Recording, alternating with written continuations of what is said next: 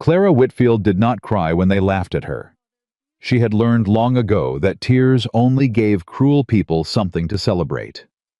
She stood in the middle of Red Valley's main street, her best Sunday dress dusty from the road, her suitcase sitting in the dirt beside her feet, and she lifted her chin while 3 different ranchers turned their backs on her in less than an hour. She was 25 years old, strong, capable, and completely alone, and not a single man in that town believed she was worth a second glance. If this story already has your heart, please subscribe to our channel and follow along until the very end, and drop a comment below telling us what city you're watching from. I want to see just how far this story has traveled. Clara Whitfield walked into Red Valley. She made herself one promise. She would not cry. Not in front of them. Not where they could see it and feel satisfied. She had made that same promise in 4 other towns before this one, and she had kept it every single time. She intended to keep it here too. Gerald Drummond looked her over for 3 seconds front to back, the way a man looked at a horse he already knew he wasn't going to buy, and said, "I need someone who can move fast, Miss Whitfield. No offense." "No. None taken," Clara said, because she had learned that saying none taken was faster than explaining what she actually felt, and faster was better when the door was already closing. She walked out of the Drummond ranch, and she kept her shoulders straight, and she did not look back. The Harker property was a mile further down the road. The foreman met her at the gate, a young man with sunburned ears and the expression of someone who had been told what to say and was determined to say it as quickly as possible. "Mrs. Harker has specific preferences," he said. "About who works in the household. I'm real sorry, ma'am." "Is she home?" Clara asked. "I'd like to speak with her directly." He blinked. Nobody had apparently asked him that before. She said. "It's all right," Clara said. "Thank you for your time." She picked up her suitcase and walked back to the main road. That was twice before 10 o'clock in the morning. She stopped at the edge of the road and set down her suitcase and stood in the heat for a moment, not thinking about anything specific, just breathing. The plains stretched out around Red Valley in every direction, flat and gold and enormous, and the sky above them was the kind of blue that made a person feel small in a way that had nothing to do with cruelty. Just scale. Just the plain fact of how big the world was, and how much of it didn't know or care that she existed. She picked up the suitcase and kept walking. The men outside the feed store noticed her before she reached the boardwalk. "That the Whitfield woman," one of them said. He said it at a volume that suggested he didn't particularly care whether she heard. "That's her," another one said. "Been making rounds all morning." Drummond turned her away. "Harker, too." "Somebody ought to tell her." A pause, weighted and deliberate. "No cowboy's gonna hire a woman who can't even fit in a saddle." Laughter, the kind that had teeth. Clara walked past them without turning her head. She was very good at this, the forward-looking, the controlled breathing, the art of making her face do exactly nothing. She had been practicing since she was 12 years old, and she was very nearly excellent at it now. What she was not excellent at was making her hands stop shaking. So she gripped the handle of her suitcase until her knuckles went white, and she walked, and she did not give them her tears, because her tears were hers, and nobody in that town had done a single thing to deserve them. There was a third ranch. Coal land out beyond the northern hills, 3 miles up a road that curved through tall grass. She had $43 a letter of reference from a minister, and no plan beyond that road. She started walking. She was halfway up the first hill when she heard hooves behind her. She moved to the side without looking back. She expected the rider to pass. The hooves slowed instead. She looked up. The man on the horse was somewhere close to 40 broad through the shoulders, with dark hair that needed cutting and a jaw built for hard weather. He wore a plain working shirt worn through at the elbows and a hat that had lived a full life before today. His eyes found her face and stayed there, dark and still, and paying attention in a way most people didn't bother with. He looked at her suitcase. He looked at the road ahead of her. He looked at her face again. "You're headed to my place," he said. "If you're Nathan Cole," Clara said, "then yes, I have references. Drummond's wife sent word this morning." A pause. "Said you make excellent biscuits." Mrs. Drummond wasn't present at the interview. Gerald Drummond talks loud enough his wife hears everything through two closed doors. He looked at her suitcase again. That's heavy. I'm managing. I can see that.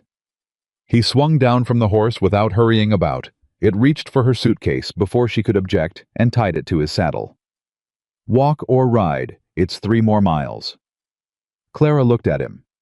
She waited for it, that flicker, that small recalibration behind the eyes, when a man looked at her and decided what her body meant about who she was. She had seen it 10,000 times. She knew exactly what it looked like. It didn't come. I don't need charity, Mr. Cole. It ain't charity. It's 3 miles in midday heat, and I need you functional when we arrive. I got questions. He nodded toward the horse. Her name's Delia. She's 15 years old and she moves like a church hymn. Delia looked back at Clara with the ancient calm of a horse who had seen everything and found none of it particularly alarming. All right, Clara said. She got up on Delia with less grace than she would have preferred. Nathan Cole walked beside the rest of the way to the ranch, without comment, without looking at her sideways, without doing any of the things people usually did when they were trying to decide what to make of her. He just walked, steady and quiet like a man comfortable in his own skin and not interested in performing otherwise. Clara, who had spent her entire life surrounded by people who were always performing something, found this unusual enough to notice. The position is housekeeping and cooking, Nathan said, standing in his kitchen with his hat in his hands. Meals for myself and 2 or 3 ranch hands. Garden if you're willing. Fair pay on time every week. You'd have the back room and meals included. Clara looked at the kitchen. Scarred table, clean but marked by years. 2 windows with no curtains. The garden outside had gone half to weeds, but the bones of it were good, the rows still straight under the neglect, the soil still dark. Someone had cared about this place once. The caring had stopped, and the place remembered it. And what happened to your last housekeeper? She asked. Married the blacksmith, moved to Denver, 8 months ago. You've been managing alone since then. Surviving alone, he said. It's different. Clara looked at him. I can see that, she said. He didn't flinch at that. He didn't try to explain himself or soften the word. He just let it stand there true and undefended the way an honest man left honest things. I don't need someone who looks a particular way, he said. I need someone who knows their work and isn't going to be frightened off by hard weather or long hours. If that's you, the position is yours. She waited for the other thing. The qualification. The circling back. The way people always found a way to return to what they considered the central issue, which was somehow always her body and never her abilities. Nathan Cole looked at her and waited. That's me, she said. Then you're hired. He put his hat on and walked out to see to his horse. Simple as breathing. Clara stood alone in the kitchen and felt the particular relief of a door that opens instead of closes. She didn't move for a moment. She just stood there and let herself feel it, because she had learned not to rush past relief when it arrived, since it didn't always come when you needed it, and you had to receive it properly when it did. Then she tied on her apron and went to work. By the next morning, she had learned the house, and by the end of the week, she had learned the land. The ranch hands came in for breakfast at 6. Holt, who was somewhere past 60, and communicated through nods and the angle of his hat, and Birch, who was 20, and communicated through everything all at once. When Clara set the biscuits on the table that first morning, Birch stared at her for a startled half-second, and then decided with the visible determination of a young man choosing his manners to act as though everything was completely normal. Holt reached for a biscuit without looking up from his coffee. Lord, Birch said after his first bite. Holt reached for a second one. Nathan looked up from a letter he was reading, took one bite, and looked back at his letter. But he stopped reading for a moment, and Clara, who was already learning to watch for the things Nathan Cole did, instead of talking, counted that as something. The trouble began. The way trouble in small towns always did not. Loud, not sudden, but patient and persistent, the way water worked at a crack. It was Mrs. Drummond who gave it its first voice. By Thursday of Clara's first week, Birch came home from the general store with the expression of a young man who knew something he wished he didn't. "You can tell me," Clara said. She was at the kitchen table, both hands in bread dough. "I've heard most things already." Birch pulled out a chair and sat down heavily. "Mrs. Drummond's been talking." "About me?" "About Mr. Cole's, about his judgment in hiring." He stared at the table. "She said a man of his standing ought to be more careful about the impression he makes. She said—" He stopped. "She said a woman of my size reflects poorly on the household," Clara said. Birch looked up. "Yeah. And what did the people listening say?" He didn't answer, which was its own answer. Clara kept working the dough. Her hands didn't slow. But something deep in her chest did what it always did when the words came, that involuntary tightening, that old ache that 25 years had worn smooth but never fully erased. Like a healed bone that still knew where it had been broken. "It ain't right," Birch said fiercely. "No," she agreed. "It ain't. You want me to say something next time I'm in town? I could—" "No." She said it gently but clearly. "Thank you, Birch, but I fight my own battles." He nodded, unhappy but respecting it. After a moment he said, "Those biscuits this morning were the best thing I've eaten in 2 years." "I know," Clara said. He laughed, surprised, and the tension in the kitchen broke open like a window, letting air through, and she was glad of it. 3 days later, Nathan came to lean on the garden fence while she was pulling weeds. He stood there in the late afternoon quiet, watching the horizon, the way he watched most things, like he was looking for information in it. "Town's talking," he said. "Town's always talking. About you specifically." Clara sat back on her heels in the garden dirt. "I'm aware." I was quiet for a moment. The wind moved through the tall grass beyond the fence.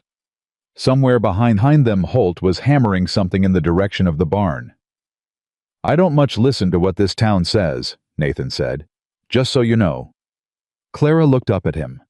He was watching the horizon, still not looking at her, and she understood that this was how he said things that mattered, sideways, without ceremony, like he was setting something down rather than presenting it. "It matters that you said it," she told him. He nodded once and pushed off the fence and walked back toward the barn. Clara stayed in the garden dirt for a moment, hands in the soil, looking at nothing in particular. She had worked for 6 different households over 2 years. Not one of them had said anything close to that. She went back to the weeds. She noticed the Fridays by accident. It was the second week when she first saw him prepare to leave in the early afternoon on a workday unusual enough to register. He came through the house in his good shirt, which he did not typically wear on weekdays, took something wrapped in cloth from the kitchen shelf, and left without explanation.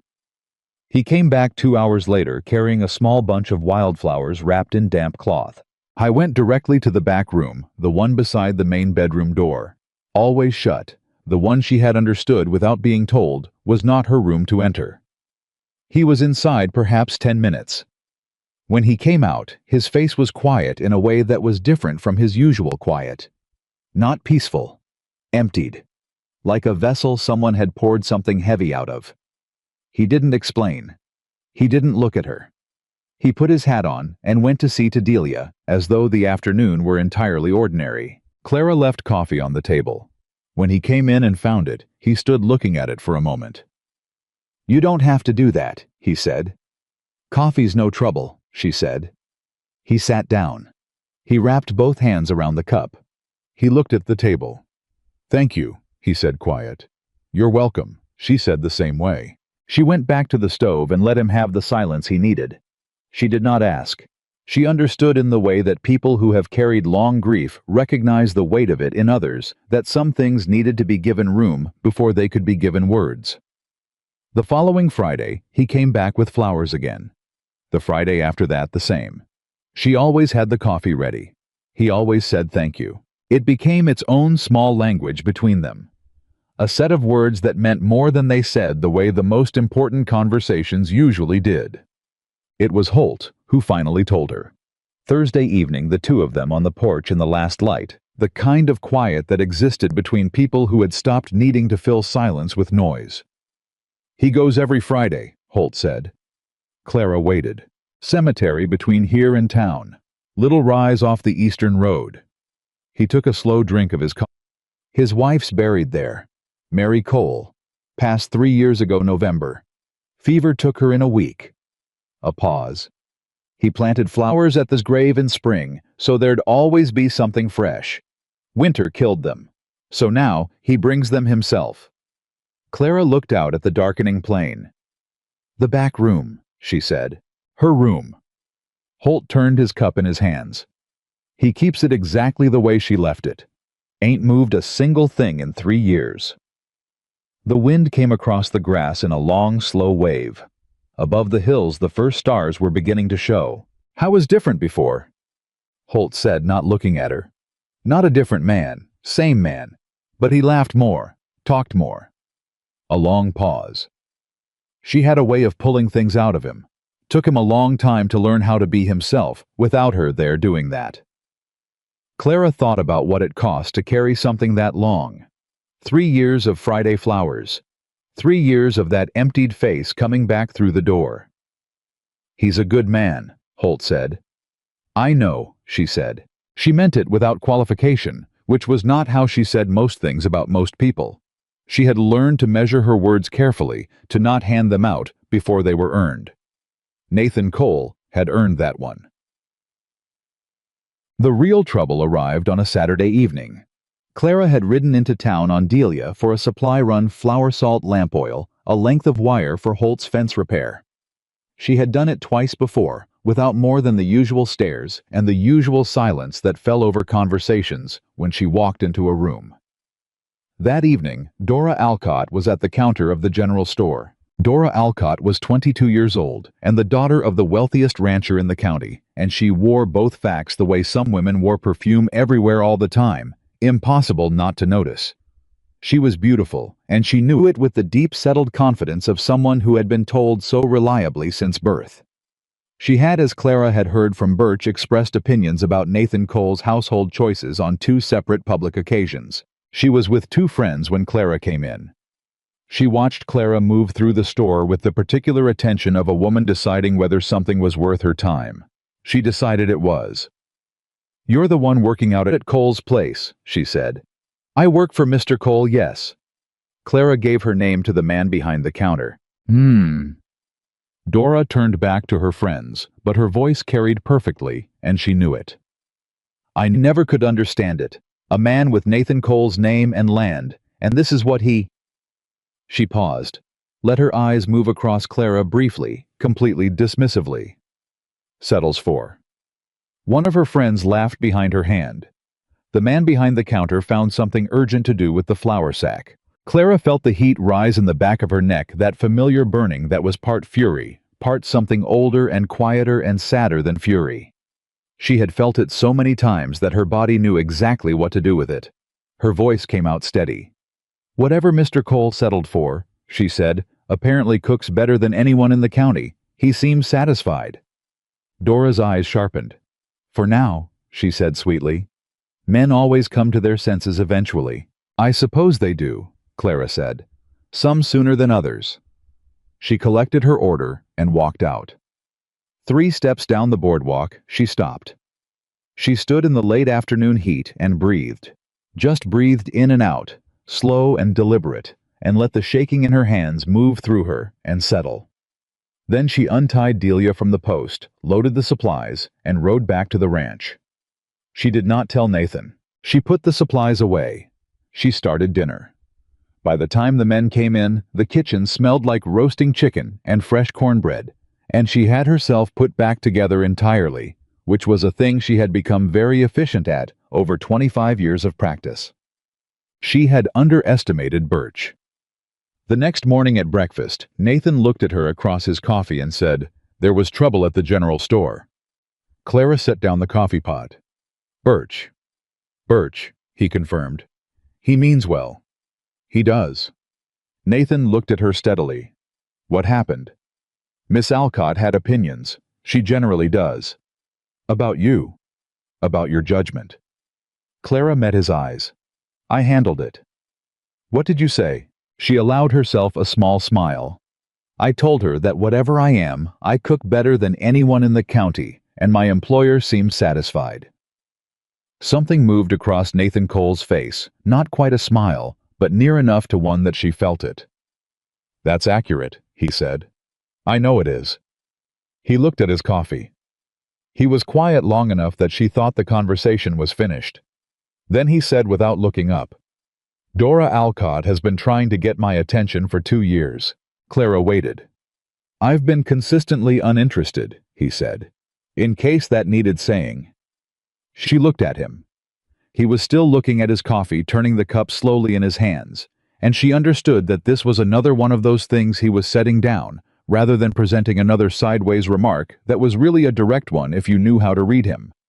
She was beginning to know how to read him.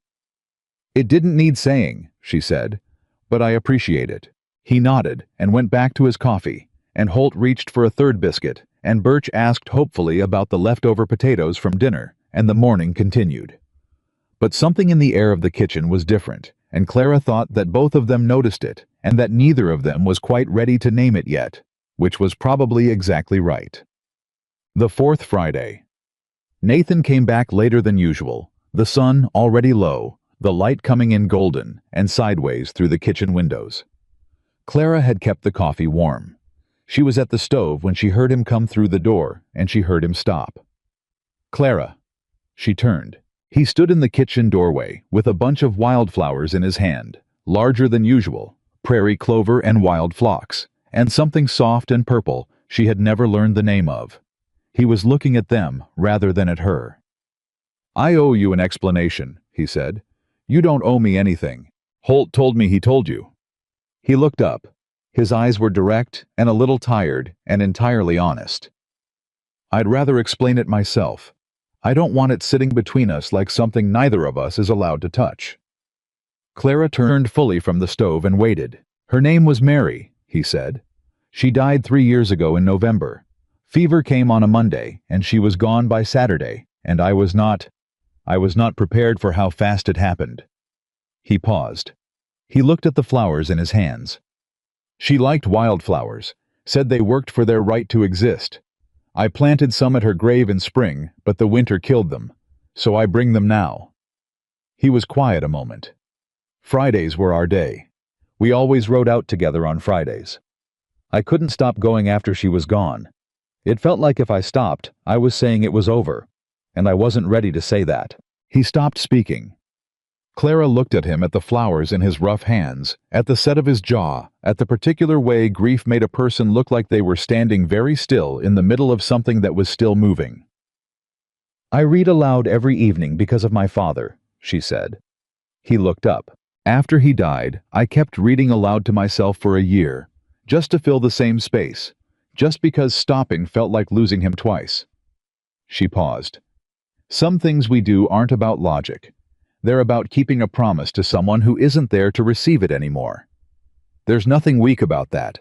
It's just how love sits in a person sometimes, in the shape of what they used to do." Nathan Cole stood in the doorway of his kitchen with wildflowers in his hand and looked at her with an expression she had no word for, yet something between recognition and surprise and relief.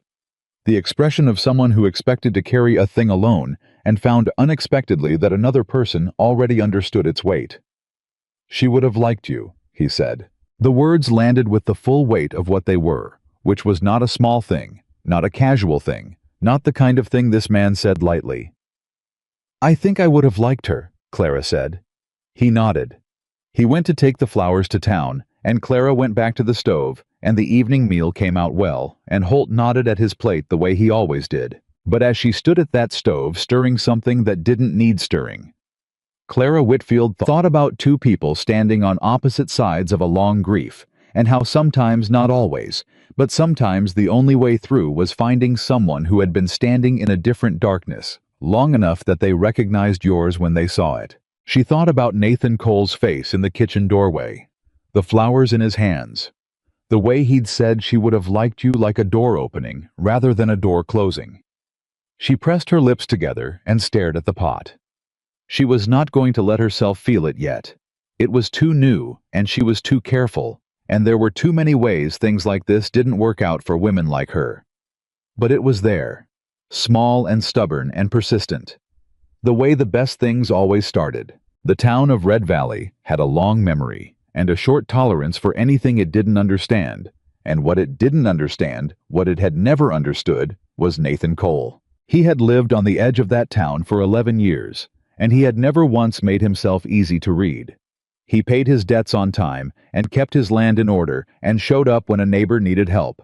But he did not attend socials, did not court the daughters of other ranchers, did not sit on the church council or the town board, or any of the committees that men like Gerald Drummond used to remind each other of their importance.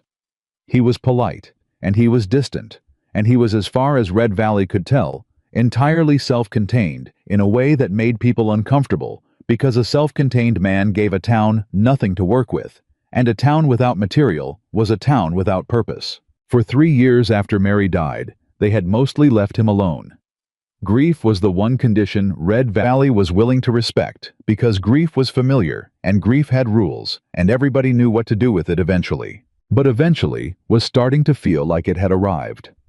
And Nathan Cole, at 38, with good land and a solid name, was starting to look less like a widower and more like a choice, and Red Valley had opinions about that choice that it was increasingly unwilling to keep to itself. Clara learned all of this in her 5th week, not from one conversation, but from the accumulation of a dozen small ones. The way you learned weather by watching the sky over time, rather than reading a single cloud. Birch was her primary source, not because he gossiped. He didn't, or he didn't intend to, but because he had not yet learned to separate what he was thinking from what came out of his mouth, and Clara had learned to pay attention to the gap between the two. "Mrs. Drummond's having a dinner," he said one morning, setting his coffee cup down with the careful precision of someone managing a piece of information he wasn't sure how to put down. "Next Saturday, she invited Mr. Cole." Clara turned from the stove. "Did she?" "Yes, ma'am. And—" he looked at his cup. "Dora Alcott's going to be there." The kitchen was quiet for a moment. "Is that so?" Clara said. She specifically asked if Mr. Cole was coming before she confirmed her own attendance. Her father told Gerald Drummond that, and Gerald Drummond told his wife and his wife. "Told the whole town," Clara finished. "Pretty much." Birch finally looked up. "I thought you should know, that's all." "Thank you, Birch." She went back to the stove and kept her face entirely composed and her hands entirely steady, and she absolutely did not let herself feel anything about it, because she had no right to feel anything about it, and she knew it, and feeling things you had no right to was one of the fastest ways a person got hurt in this life. She was Nathan Cole's housekeeper. She had been here 5 weeks. She cooked his meals and tended his garden and left coffee on the table on Friday afternoons. That was the entire length and width of what she was to him. She told herself that very clearly 3 times in a row, and then she made the breakfast and fed the men and went out to the garden and pulled weeds until her hands stopped doing that involuntary thing they'd started doing the moment Birch said Dora Alcott's going to be there. Nathan Cole said nothing about Mrs. Drummond's dinner until Wednesday evening. He came in from the fields later than usual, sat down at the kitchen table with a cup of coffee. Clara sat in front of him and looked at it for a moment with the expression of a man working up to something. "Drummond's wife is having a dinner Saturday," he said. "I heard," Clara said. "She was at the counter slicing bread. Her back was to him. She invited me." I told her no." Clara's knife stopped for just a half second. She kept her voice even. "You didn't have to do that." "I did it because I wanted to," Nathan said. "Not out of obligation to anything. I want to be clear about that." She turned around. He was looking at his coffee again, turning it in his hands, but there was something deliberate in how he'd said it, the same quality he'd had when he told her about Dora Alcott 2 weeks ago. Setting something down in the open where both of them could see it clearly. "Gerald Drummond is going to be irritated," she said. "Gerald Drummond is frequently irritated. He manages. Mrs. Drummond is going to say things. Mrs. Drummond always says things. She says so many things that most of them cancel each other out." He looked up. "I'm not interested in Dora Alcott, Clara. I wasn't before you came here, and I'm not now. But I want to make sure you don't sit here thinking otherwise because I suspect Birch told you about the dinner before the bread was off the stove this morning." Clara looked at him for a long moment. "He did," she admitted. "I figured." Nathan set down his cup. "You all right?" The question surprised her enough that she took a moment before answering. "Why wouldn't I be?" "Because you've been out in that garden pulling weeds since 6 this morning, and it's now past 7 in the evening, and Holt says you've been out there every spare minute for 4 days straight." She hadn't realized he'd noticed. That was the thing about Nathan Cole, he didn't appear to be watching, and then it turned out he had seen everything. "The garden needed work," she said. "The garden is the cleanest it's been in 3 years," he said. "Clara." She met his eyes. "Are you all right?" he said again, quieter this time, and she understood that he wasn't asking whether she was functional. He was asking the other thing, the harder thing, the thing people rarely asked. "I'm fine," she said, and the careful, controlled way she said it answered a different question than the words did, and they both knew it. And Nathan Cole looked at her with that still attentive gaze, and didn't push, which was exactly what she needed him to do. "All right," he said. He drank his coffee. She finished slicing the bread. The kitchen settled back into its quiet, and somehow the quiet felt different than it had an hour ago, warmer or more honest, or both. Saturday came and went. Nathan spent it on the ranch. Mrs. Drummond's dinner happened without him, and whatever conclusions Red Valley drew from his absence, they kept to themselves for approximately 4 days before the conclusions started making their way back to the ranch in the form of Birch, who was constitutionally incapable of sitting on information for longer than a week. People are saying, Birch reported on Wednesday morning, with the tone of a man delivering a message he wished he'd never agreed to carry, that Mr. Cole is making a mistake. "People say that about most things," Holt said without looking up from his plate. "They're saying specifically—" Birch glanced at Clara, who was at the stove, and lowered his voice in the way people lowered their voices when they thought lowering it would be sufficient, which it wasn't. "They're saying he's got himself too comfortable with the current arrangement, and that it ain't appropriate. Given the difference in—" He couldn't finish the sentence. "In what I look like," Clara said completely calmly from the stove. Birch looked stricken. "I didn't say that. I know you didn't." She turned around. "And you can tell whoever told you that I am employed here. That's the arrangement.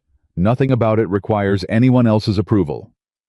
"Yes, ma'am," Birch said quietly. She turned back to the stove. Holt reached for his coffee cup and set into it at a volume designed for his own ears, but audible to everyone within 10 feet. People always got opinions about things that ain't their business. It was the longest editorial statement she had ever heard from him, and she filed it away as something she would be grateful for later when she had the privacy to be grateful properly. Nathan heard about it from Gerald Drummond himself.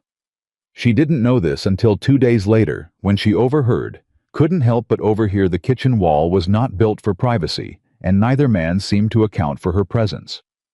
A conversation happening on the front porch that she walked into the middle of, like stepping off a porch step that wasn't there. "I'm going to say this as a friend," Gerald Drummond's voice said, carrying the comfortable authority of a man who had never once been contradicted by anyone he respected. "That woman is not doing your reputation any favors. People are watching you, Nathan."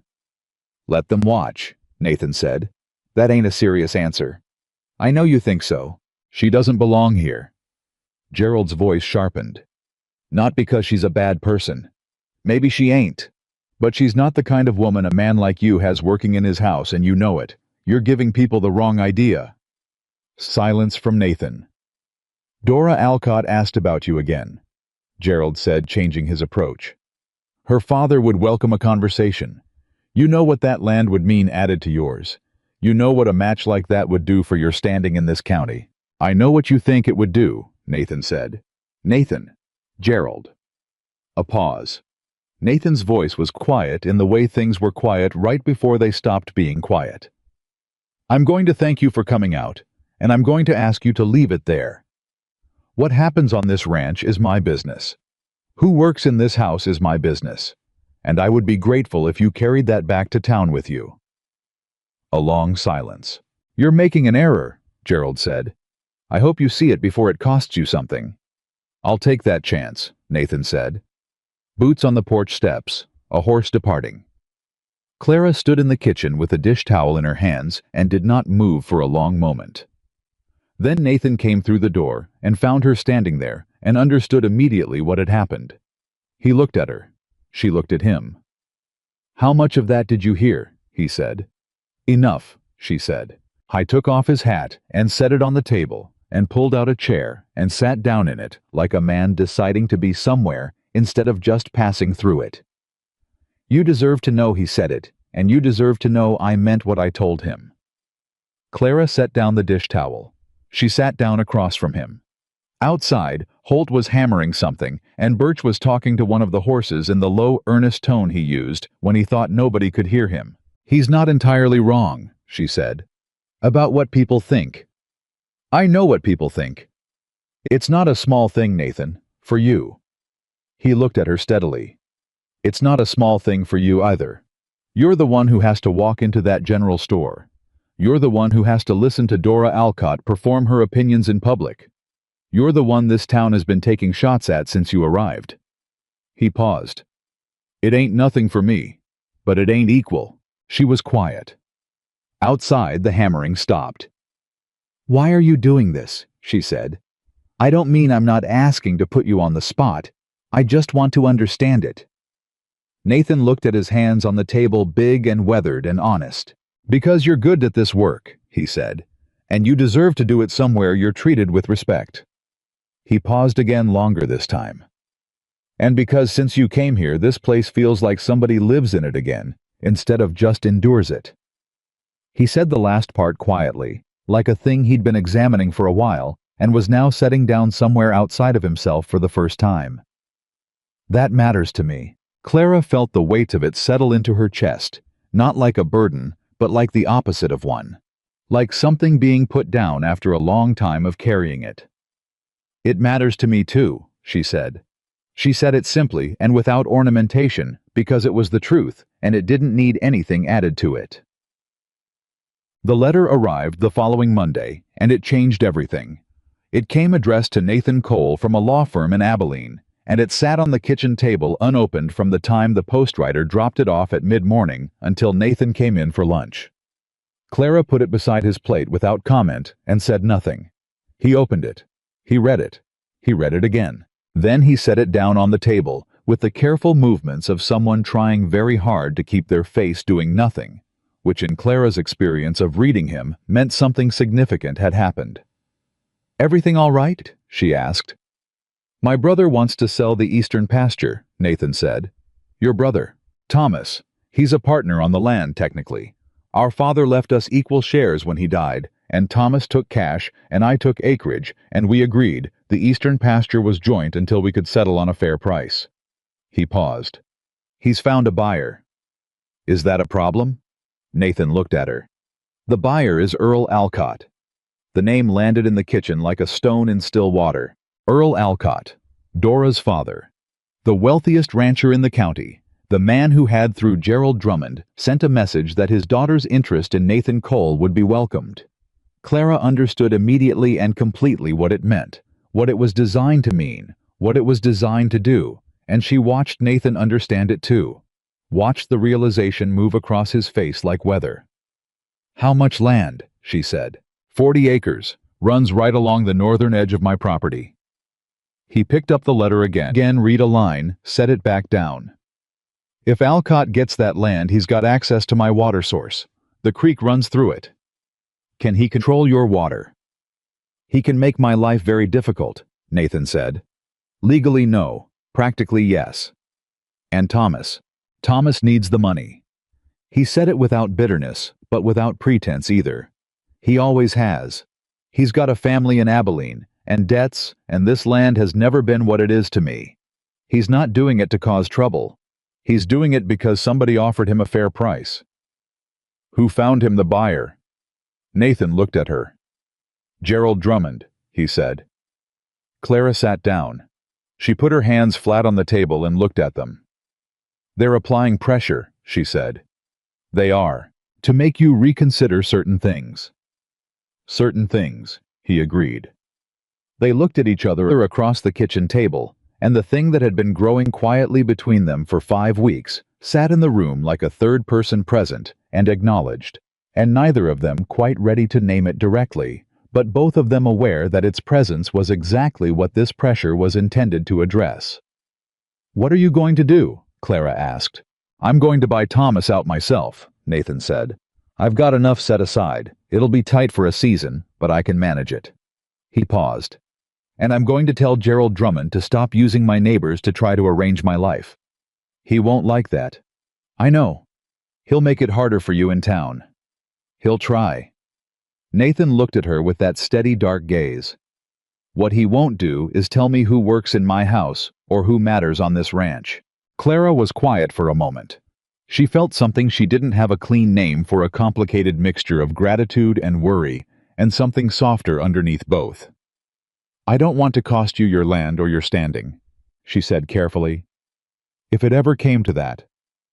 "Don't," Nathan said. It came out firmly, but not harshly. "Don't do that. Don't make yourself the problem when the problem is men who think they can engineer other people's choices." He met her eyes. "You are not the problem." She looked at him. "All right," she said.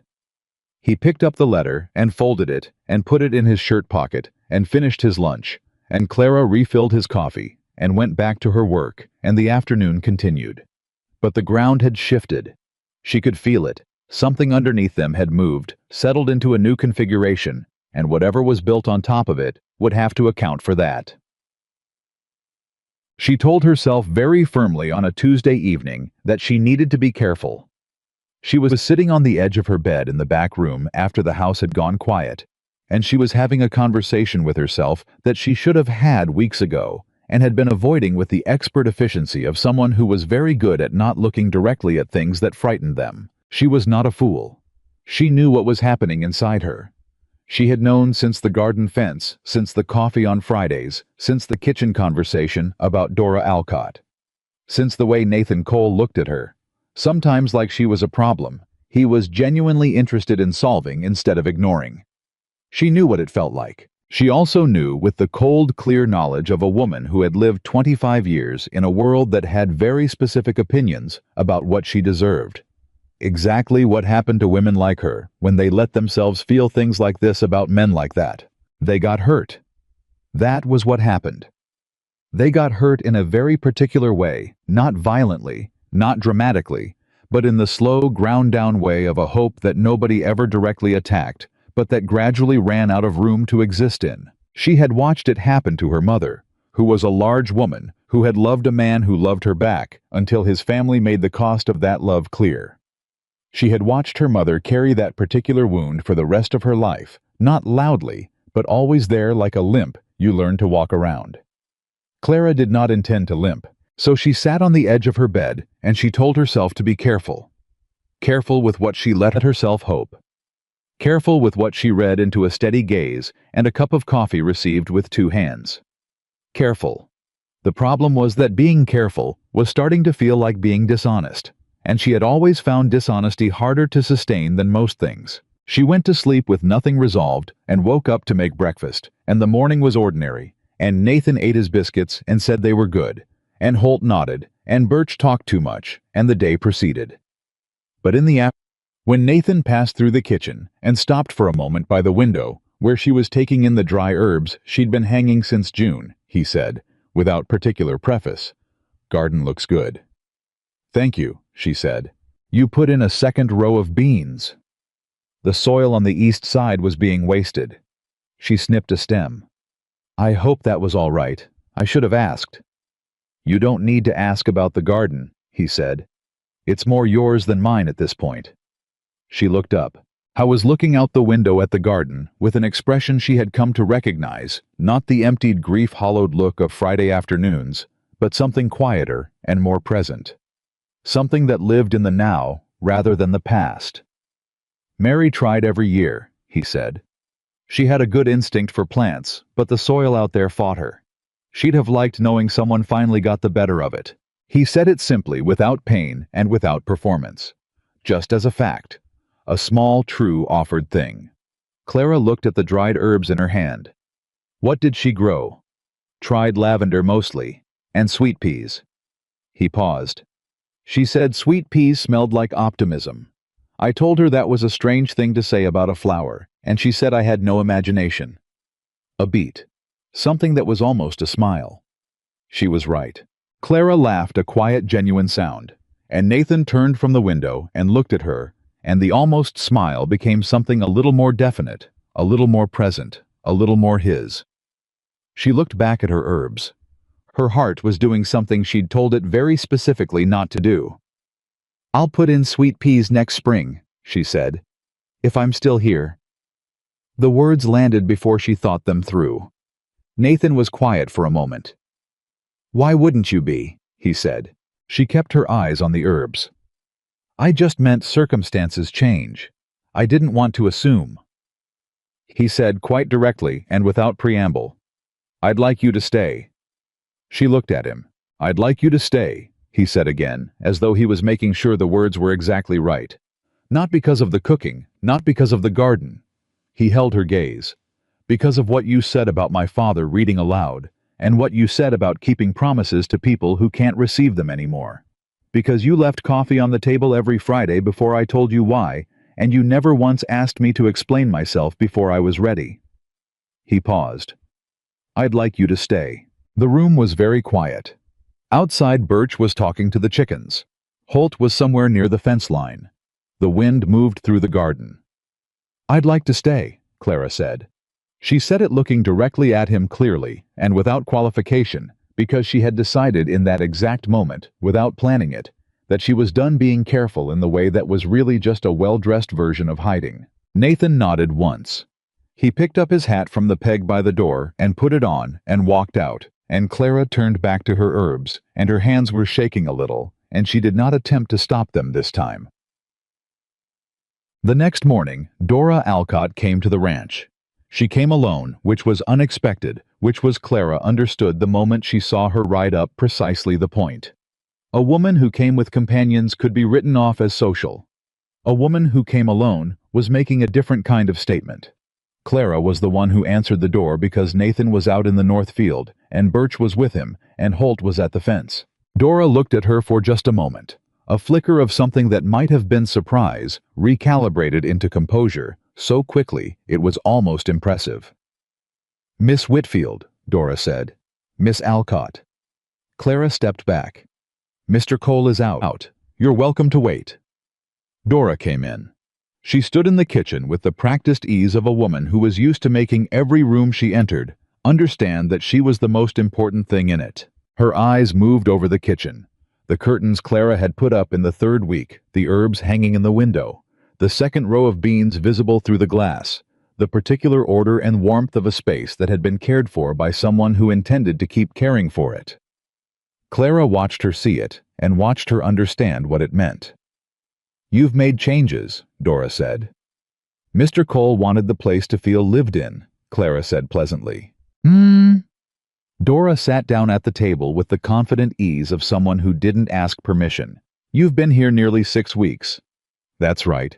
And you plan to stay. As long as Mr. Cole needs me, Clara said. Can I offer you coffee while you wait? Dora looked at her. The performance of pleasantness dropped by a few degrees. I'll be honest with you, Miss Whitfield. Please, Clara said, and meant it. Nathan Cole is a good man from a good family with good land. He's the kind of man that a town builds itself around. His choices matter not just to him. She folded her hands on the table, controlled and deliberate. What's happening here? The situation, the arrangement. It's putting him in a position that isn't fair to him. People talk. They make assumptions. And the assumptions being made right now are not good for his reputation or his future. She paused. I'm not saying this to be cruel. I know you believe that, Clara said. It would be better for everyone, including you, if you found a position elsewhere. Dora held her gaze. I think you know that. Clara stood across the table from her with the coffee pot in her hand, and felt the words land exactly where they were intended to land. She had heard versions of this speech her entire life, sometimes cruder, sometimes kinder, but always the same underneath. You are not what is wanted here, and the kindest thing you can do is know it."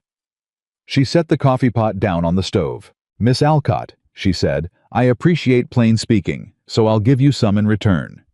She looked at her directly, clearly without heat, but without softness either. "Mr. Cole hired me. Mr. Cole has told me he'd like me to stay. If he reaches a different conclusion, I'll hear it from him." She paused. "Not from anyone else." Dora looked at her for a long moment. "You're making this harder than it needs to be," she said. "Maybe I am," Clara said. "But the decision about what's right for this ranch belongs to the man who owns it, not to his neighbors." The door opened. Nathan came in hat in hand, reading the room in the way he read everything fast, thorough, missing nothing. He looked at Dora. He looked at Clara. "Miss Alcott," he said. His voice was even. "I wasn't expecting you." "I was in the area," Dora said, recovering her composure smoothly, standing and offering a smile that had been practiced until it looked natural. "I thought I'd stop by." "That's kind of you." He went to the water basin and washed his hands with the unhurried movements of a man buying himself time to think. "What brings you this far north?" "I wanted to talk to you," Dora said. "About the eastern pasture, actually. My father mentioned." "I've written to Thomas," Nathan said, drying his hands, turning around. "I'm buying him out. The eastern pasture stays with this ranch." He said it without anger and without apology. Just as a fact, a decided thing. Dora's expression shifted. "That's your father's arrangement was?" "My business," Nathan said pleasantly. "Thank you for coming out, Miss Alcott." The dismissal was so clean and so courteous that it took Dora a moment to recognize it. When she did, she gathered herself, said something polite that none of them would remember, and left. The kitchen was very quiet after the door closed. Nathan looked at Clara. "How long was she here?" he said. "Long enough," Clara said. "Did she say what I imagined she said?" "Probably." He looked at her steadily. And I told her," Clara said, "that if you reached a different conclusion about my employment, I'd hear it from you." Something in Nathan Cole's expression shifted something she was starting to recognize, that particular opening in his face that happened when he decided something. "That's correct," he said. She picked up the coffee pot. "Lunch is in 20 minutes. Clara?" She looked at him. "Thank you," he said. And this time, it meant something different and larger and further reaching than coffee on a Friday afternoon, and both of them knew it. "You're welcome," she said the same way she always said it.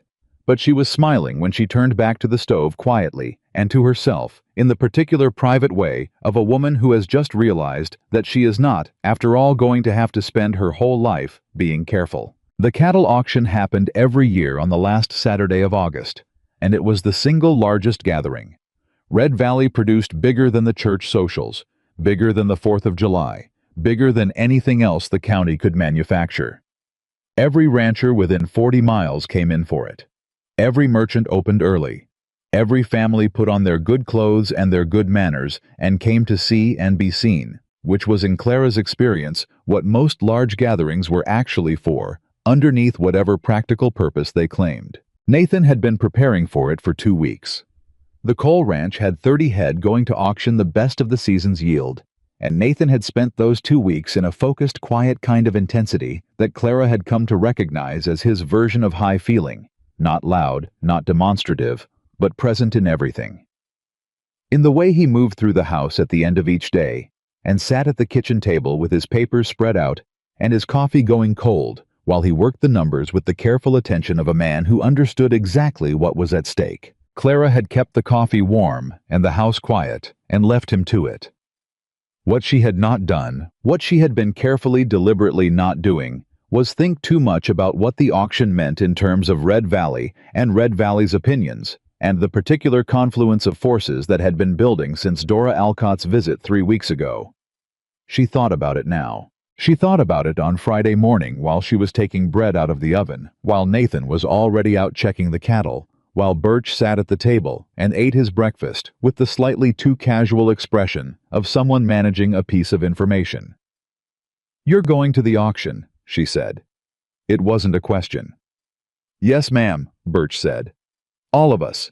Mr. Cole needs hands to manage the cattle in the pen. And the whole town will be there. Pretty much the whole county, Birch said. He looked at his plate. Miss Clara, you don't have to go if you don't want to. I mean, there's plenty to do here. Nobody would think anything of it if you... I'll be going, she said. He looked up. I work on this ranch, she said. The auction is ranch business. I'll be going. Birch nodded slowly. He had the expression of a young man who admired something and was worried about it at the same time. Yes, ma'am, he said. She put the bread on the rack and did not allow herself to second-guess it. Nathan said nothing about her attending until Thursday evening when he came in and found her pressing her blue calico dress. Her best one, the one she saved for occasions, and stopped in the kitchen doorway. You're coming Saturday, he said. Yes, she said. If that's all right. He looked at her for a moment. It's all right, he said. I want you there. She kept the iron moving. You should know that people will talk. People already talk. This will be different. This will be all of them at once. Nathan came into the kitchen and sat down at the table in the deliberate way he had of occupying a space when he intended to say something that required being seated for. Clara, I've been thinking about something and I want to say it plainly.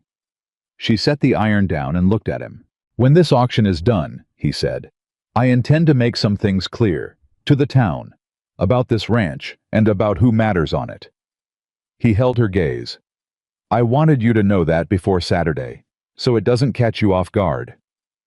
She looked at him across the kitchen table, this steady-weathered, plain-spoken man who expressed everything important, sideways and quietly, and without the first trace of performance. What kind of things? She said carefully. The kind that needs saying out loud, he said, in front of people. Her heart did the thing she'd told it to stop doing. She kept her face composed. Nathan, you don't have to make any kind of statement on my account. I know I don't have to, he said. That's why it means something that I'm going to. She sat down across from him. She put her hands flat on the table between them, and she looked at him directly, because this was too important for sideways. I need you to be sure, she said. Not for my sake, for yours. Because once you say something like that in front of this town, you can't unsay it. And the people who've been working against us, Gerald Drummond and Earl Alcott and all the rest of them, they will make it harder for you. Business harder, neighbor harder, all of it. I know that. And you're sure. I've been sure, he said quietly, for longer than I've been willing to admit it. Even to myself. The kitchen was very quiet. All right, she said. She picked up the iron and went back to her dress, and Nathan sat at the table for a little while longer, without speaking, and Holt came in and poured himself coffee and said nothing. And somewhere outside, Birch was explaining something to the horses again, and the evening moved through the house the way evenings did when something large and irrevocable was standing just on the other side of the next few days waiting. Saturday arrived, the way important days always did, faster than expected, and with better weather than deserved. The auction grounds were on the east edge of town, a wide flat stretch of land with temporary pens and a raised platform for the auctioneer, and room for what felt like the entire county to mill around and conduct business and examine each other's cattle and each other's choices with equal thoroughness. Nathan drove the wagon in with Holt beside him on the seat. Clara sat in the back with Birch, who spent the ride pointing out landmarks she already knew, and making cheerful observations about the weather that she understood were his way of managing his own nerves. She wore the blue calico dress, and her good boots, and her hair pinned up properly, and she sat straight in the wagon bed. Because that was what she had always done. Sat straight, held herself correctly, refused to make herself smaller than she was. They arrived to find the grounds already half full.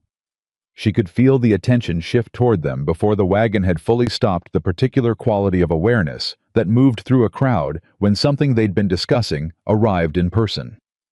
Heads turned. Conversations paused. Eyes moved from Nathan to her and back to Nathan with the swift keyed of people adding things up. Nathan stepped down from the wagon and came around to help her down with the same natural ease he'd extend to anyone not making a production of it, just doing it, his hand steady under hers. She stepped down and stood beside him and lifted her chin. Ready, he said quietly. Yes, she said. They walked into the auction grounds together. The first hour was business. Nathan moved through the crowd with the focused efficiency of a man who had work to do, checking his cattle in the pens, speaking with the auctioneer, conferring with two neighboring ranchers about prices.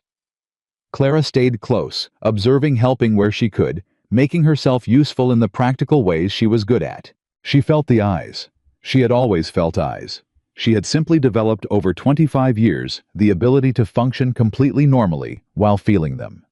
She spoke when spoken to, smiled when it was warranted, and did not perform either discomfort or defiance. What she noticed, what was new, was the way the eyes moved between her and Nathan, and the way the town was watching. Not just her, but the two of them together, making calculations, reaching conclusions, some of them apparently not pleased with what they were adding up to. Mrs. Drummond was there. Of course she was. She stood with a cluster of women near the refreshment table and watched Clara with the expression of someone watching weather they'd predicted and weren't happy to be right about. Earl Alcott was there, a big man, well-fed and well-dressed, with the particular confidence of someone whose money had never let him down. He stood near the pen with Gerald Drummond, and when Nathan walked past them with Clara, Clara watched the look that passed between Alcott and Drummond, quick and assessing, and not friendly. Dora Alcott was there. She was wearing yellow, which suited her, and she stood with her friends near the platform with the contained expression of a woman waiting for something. She looked at Clara once, a direct measuring look, and then looked away, and didn't look back, which Clara found somehow more unnerving than the alternative. The auction started at 10. Nathan's cattle went at 11, and they went well. The numbers came in strong above what he'd projected, and she watched him receive the result with a nod, and the small private satisfaction of a man who had prepared thoroughly and been rewarded for it. Birch pumped his fist. Holt said, "Good." Nathan turned and found her eyes across the pen, and something passed between them. Quick, warm, real, and she smiled at him just briefly, and he nodded in that particular way that meant more than nodding. That was the moment Gerald Drummond chose.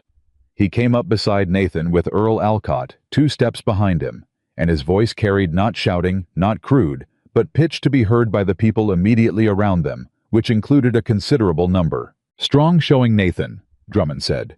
"Good cattle." "Thank you," Nathan said. "You've had some good help this season, looks like."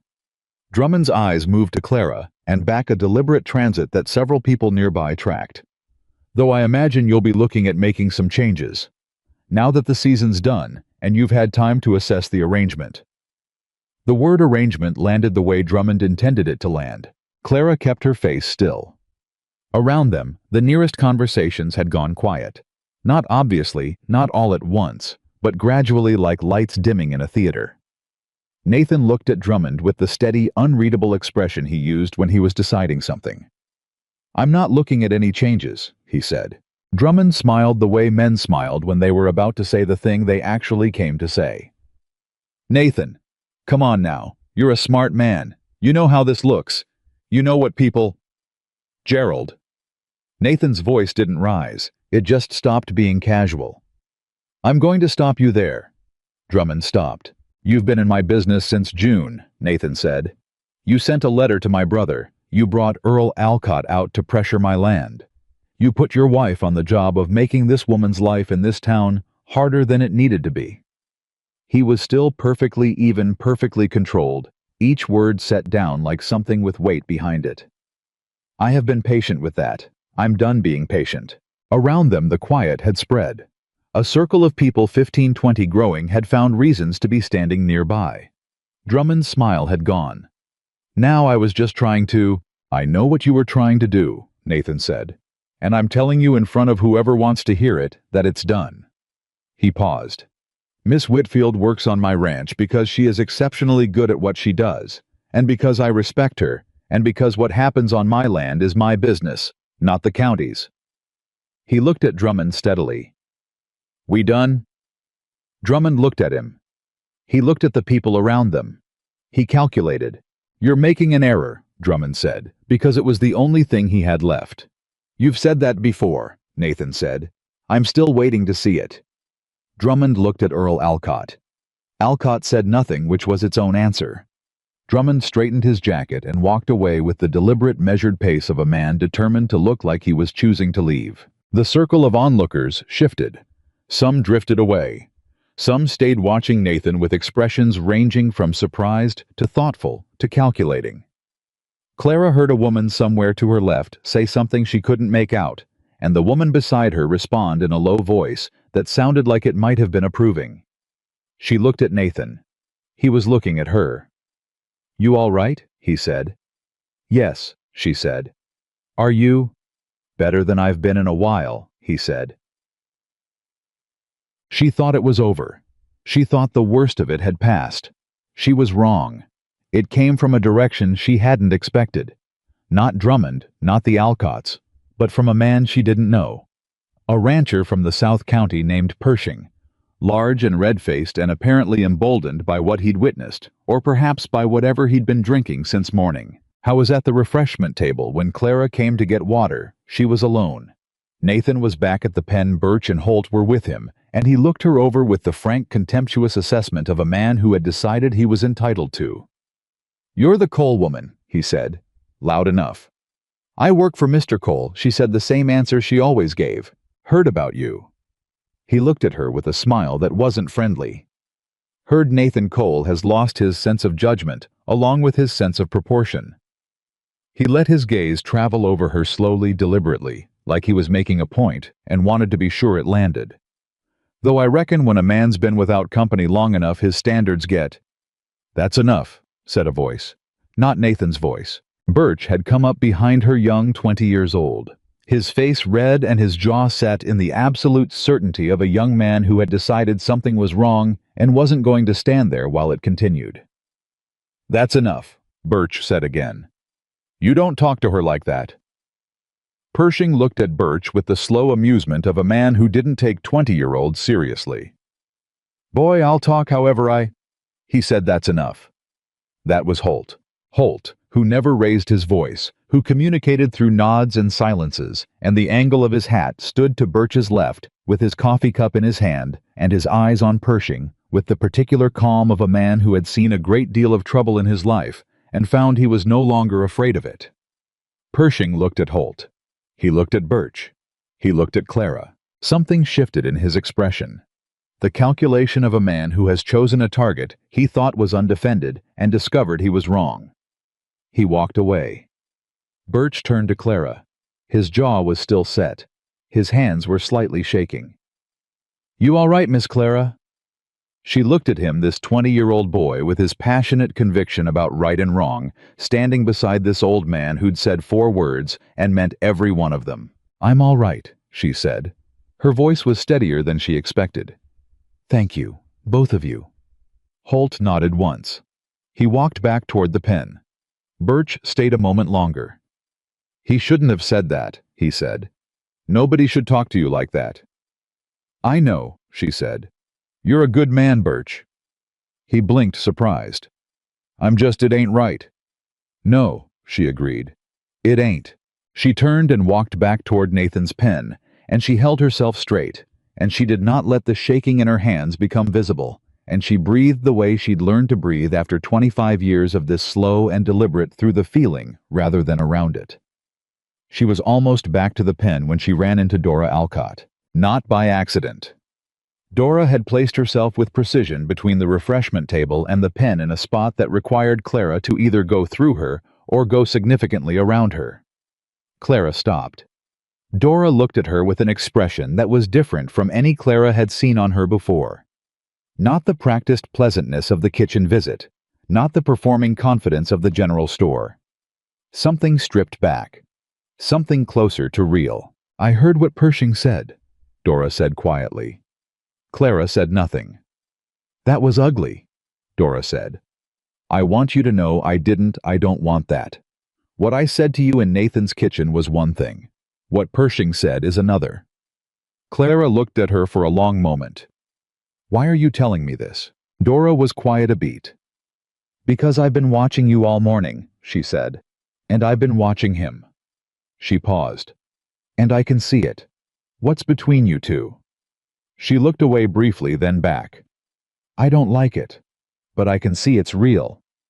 She said it like a thing that cost her something to say. I want you to know that's not what I wanted. The ugliness. I was protecting something I thought I deserved, and there's a difference between that and cruelty." Clara studied her face. "I appreciate you saying so," she said finally. Simply, without excess. Dora nodded. She stepped aside. Clara walked through. Nathan found her 20 minutes later, standing at the edge of the grounds where it was quieter, looking out at the plain beyond the town. He came to stand beside her without speaking, which was one of the things about him she had come to trust absolutely, his instinct for when words were needed and when presence was enough. They stood together for a moment. "Birch told me about Pershing," he said. "Birch talks too much." "He does." A pause. "Are you all right?" "I've been asked that several times today," she said. "I know. Are you?" She was quiet for a moment. Honest. "I'm tired," she said. "Not of today specifically. Just tired in a longer way. Of always being the thing that needs defending. Of walking into a room and having half the people in it decide what I'm worth before I've opened my mouth." She paused. "I know that's not today's problem. I know today was actually Clara." She stopped. "What that man said to you," Nathan said, "was wrong. What this town has been doing since you arrived was wrong. I should have said that more directly, and I should have said it sooner, and I'm sorry I didn't." She looked at him. "You've been fighting your own corner since the day you walked into this county," he said. "You shouldn't have had to do that alone." "You weren't doing nothing," she said. "I wasn't doing enough."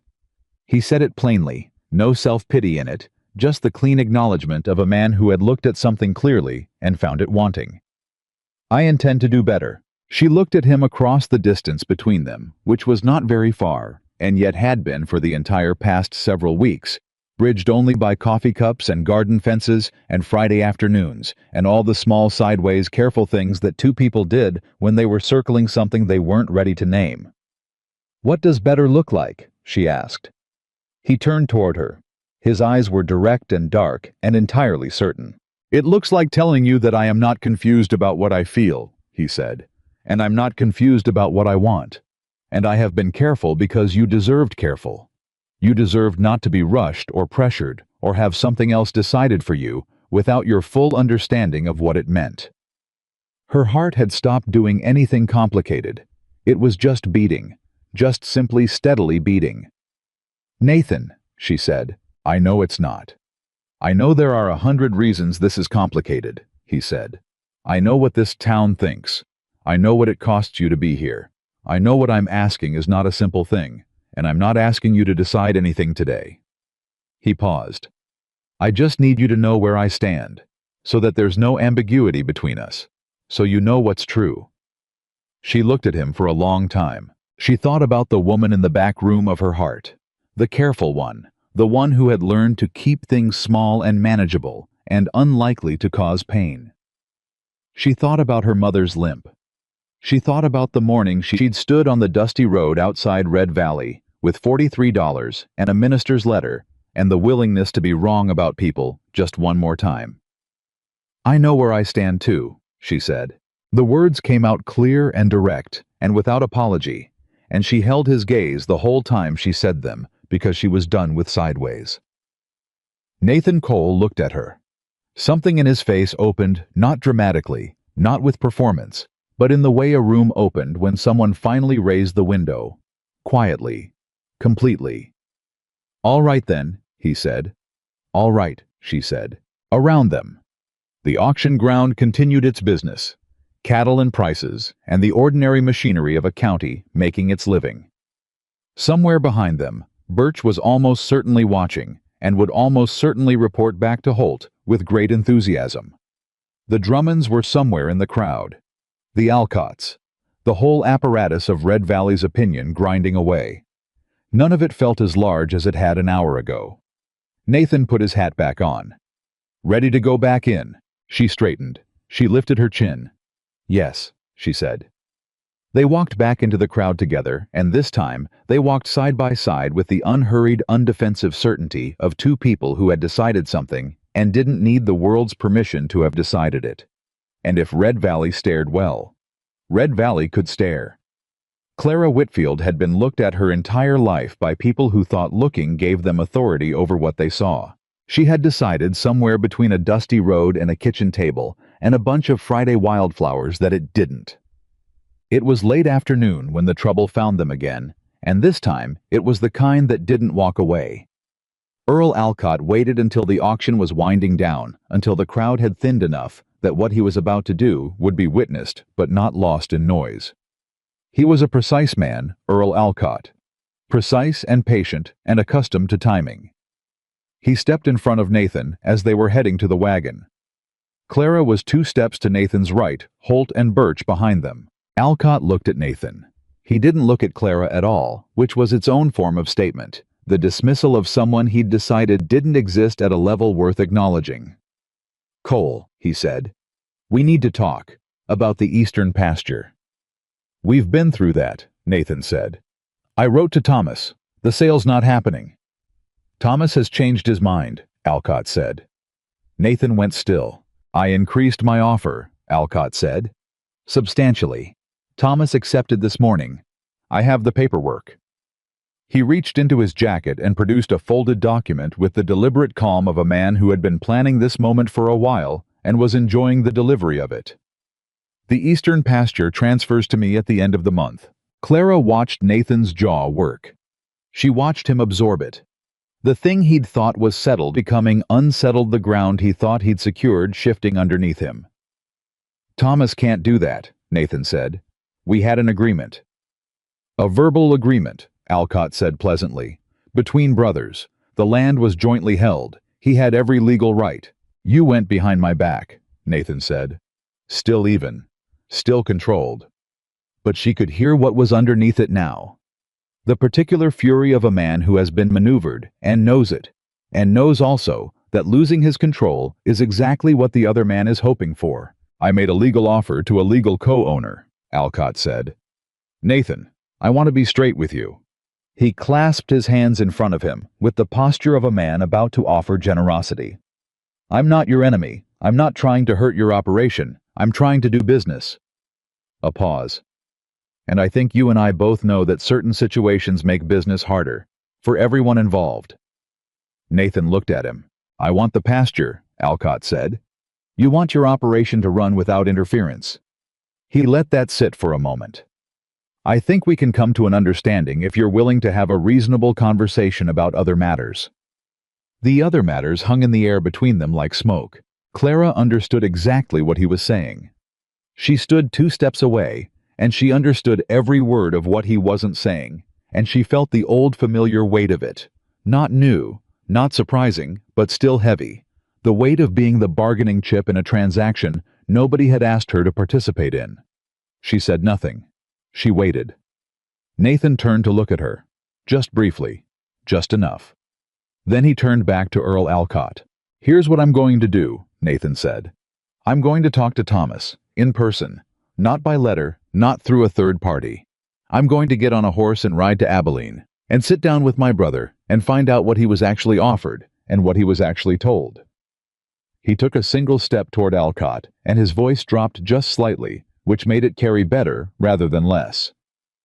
"And if I find out that the offer included any representation about what would change on my ranch if he sold, then you and I are going to have a much less pleasant conversation than this one." Alcott looked at him. Some of the pleasantness left his face. "That pasture will be mine by the end of the month," he said. "Maybe," Nathan said. "But the rest of it, what goes on at my ranch, who works there, who matters there, that's mine. That was mine before you made your offer, and it'll be mine after. No piece of land changes that." He held Alcott's gaze with the flat, certain steadiness of a man who had decided something a long time ago and was merely confirming it now. "We done." Alcott said nothing. Nathan put on his hat and walked to the wagon. Clara followed. Holt followed. Birch, vibrating with something between outrage and admiration, followed last. They rode back toward the ranch in the long golden light of late afternoon, the wagon moving steadily through the grass, the sound of the auction ground fading behind them into the wide, unhurried quiet of the plains. Nobody spoke for a while. Then Birch said, "Are we is the pasture?" "I'm riding to Abilene Monday," Nathan said. "Yes, sir?" Birch paused. "What about—" "Birch," Holt said. Birch closed his mouth. Clara sat in the wagon bed and looked out at the grass moving in the evening wind, and felt the full weight of the day settling on her, not crushing, not defeating, but large. It had been a large day, the kind that changed the shape of things. She thought about Nathan's face when he turned to look at her before answering Alcott. Just that one look. Just checking. Not asking permission, he didn't need permission. Just seeing her. Making sure she was there. She had been there. She was there. The ranch came into view as the sun went low. The house with its curtained windows and its garden and its smell of dried herbs through the open kitchen door. And Clara looked at it the way she had not allowed herself to look at things she was afraid of wanting directly, without hedging, without the exit already planned. She looked at it like it was hers. Not because it belonged to her. Not yet, and maybe not ever in the way deeds and titles described belonging, but in the way that a place became yours when you made it better. When you put your hands in its soil, and your care into its walls, and your grief into its quiet, and your hope, careful, stubborn, persistent hope, into the thing that grew in the space between two people when they finally stopped pretending it wasn't there. Nathan jumped down from the wagon and came around and offered his hand to help her down the way he always did, the way he'd done since the first day, like it was the most ordinary thing. She took his hand. She stepped down. She did not let go right away. Neither did he. "Monday," he said quietly for her ears. "I'll be back by Wednesday, Thursday at the latest." "I know," she said. "The ranch'll be fine." "I know that too." He looked at her. The last of the light was on his face, and he looked in that light like a man who had been carrying something heavy for a very long time, and had recently put it down and was still getting used to what it felt like to stand straight. "Clara," he said. "Go see your brother," she said. "Fix the land. Come home." The word home dropped into the evening air between them, and sat there right where she'd put it, deliberate and clear, and without apology. Nathan Cole's hand tightened briefly around hers. Then he let go and went to see to the horses, and Holt went with him, and Birch followed, talking about dinner, and Clara walked into the kitchen and put the kettle on, and stood at the window for a moment, looking out at the garden where the sweet peas would grow next spring. She had said, "Come home." She had meant every letter of it. And for the first time in 25 years, standing in a kitchen that smelled of dried herbs and warm bread, and everything she had made with her own two hands. Clara Whitfield felt without reservation, and without the exit already planned, that she was exactly where she was supposed to be. Nathan left for Abilene on Monday before dawn. Clara heard him moving through the house in the dark, the particular quiet efficiency of a man who had packed his own bags and saddled his own horse, his entire adult life, and saw no reason to make noise about it. She lay still in the back room and listened to the sounds of him. Boots on the kitchen floor, the soft pull of a drawer, the front door opening and closing with the careful click of someone trying not to wake the house. She lay still for another few minutes after the hoofbeats faded. Then she got up and made the coffee and started the breakfast, and told herself very firmly and with complete conviction that she was not going to spend the next 3 days watching the Northern Road. She watched the Northern Road for 3 days. Not constantly, not pathetically. She had work to do, and she did it: the bread and the meals and the garden and the mending that had piled up, and the 2 windows on the west side of the house that had needed recaulking since July, and that she'd been working up to addressing. She did all of it with her usual efficiency, and she did not mention Nathan Cole's name more than was strictly necessary in conversation with Birch and Holt. And she slept adequately and ate properly, and was by all observable measures completely fine. But the Northern Road existed in the corner of her awareness, the way a candle existed in a dark room. Not the thing you were looking at, but the thing that changed the quality of everything else.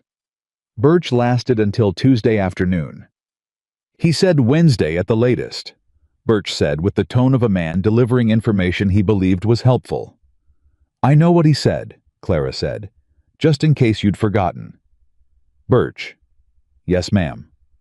"Go fix the fence Holt marked on the east side." "Yes, ma'am." He went. Holt, who had been sitting on the porch with his coffee and watching this exchange with the expression of a man watching weather he'd predicted, said nothing, which was his form of saying everything. Tuesday evening, a rider came from town. Not a messenger, a woman. One Clara didn't immediately recognize, small and dark-haired and somewhere past 50, who tied her horse at the gate and came to the door with the careful, straight-backed posture of someone who had thought about making this trip for a while before deciding to make it. Clara answered the door. "Miss Whitfield," the woman said. "My name is Ruth Carey. I run the millinery on 2nd Street. She paused. "I don't know if you've come into my shop." "I haven't had occasion yet," Clara said. "No." Ruth Carey looked at her with eyes that were direct and not unkind. "I heard what happened at the auction, with Pershing." A breath. "I want to tell you that what he said was wrong. I've known Roy Pershing for 20 years, and he's never once needed a reason to be unpleasant to someone he's decided is beneath him, and I'm ashamed it took me this long to say so to somebody he's done it to." Clara looked at her for a moment. "Would you like to come in?" she said. Ruth Carey sat at the kitchen table and accepted coffee and said without being asked, "There are more of us than you know, who think Red Valley has handled your arrival badly." She wrapped both hands around the cup. "We're not loud about it, that's our failure, but we're there." "Why are you telling me this?" Clara asked, not challenging, genuinely asking. "Because I watched you walk back into that crowd after Pershing with your back straight and your head up, and I thought that woman is doing our job for us, carrying something she shouldn't have to carry alone." Ruth looked at her directly.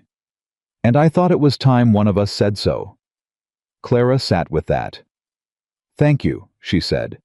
"That means more than you know." Ruth nodded. She finished her coffee. She stood to leave, then turned at the door. "Nathan Cole is a good man," she said. "He's also been alone long enough that he sometimes forgets how much he's allowed to have."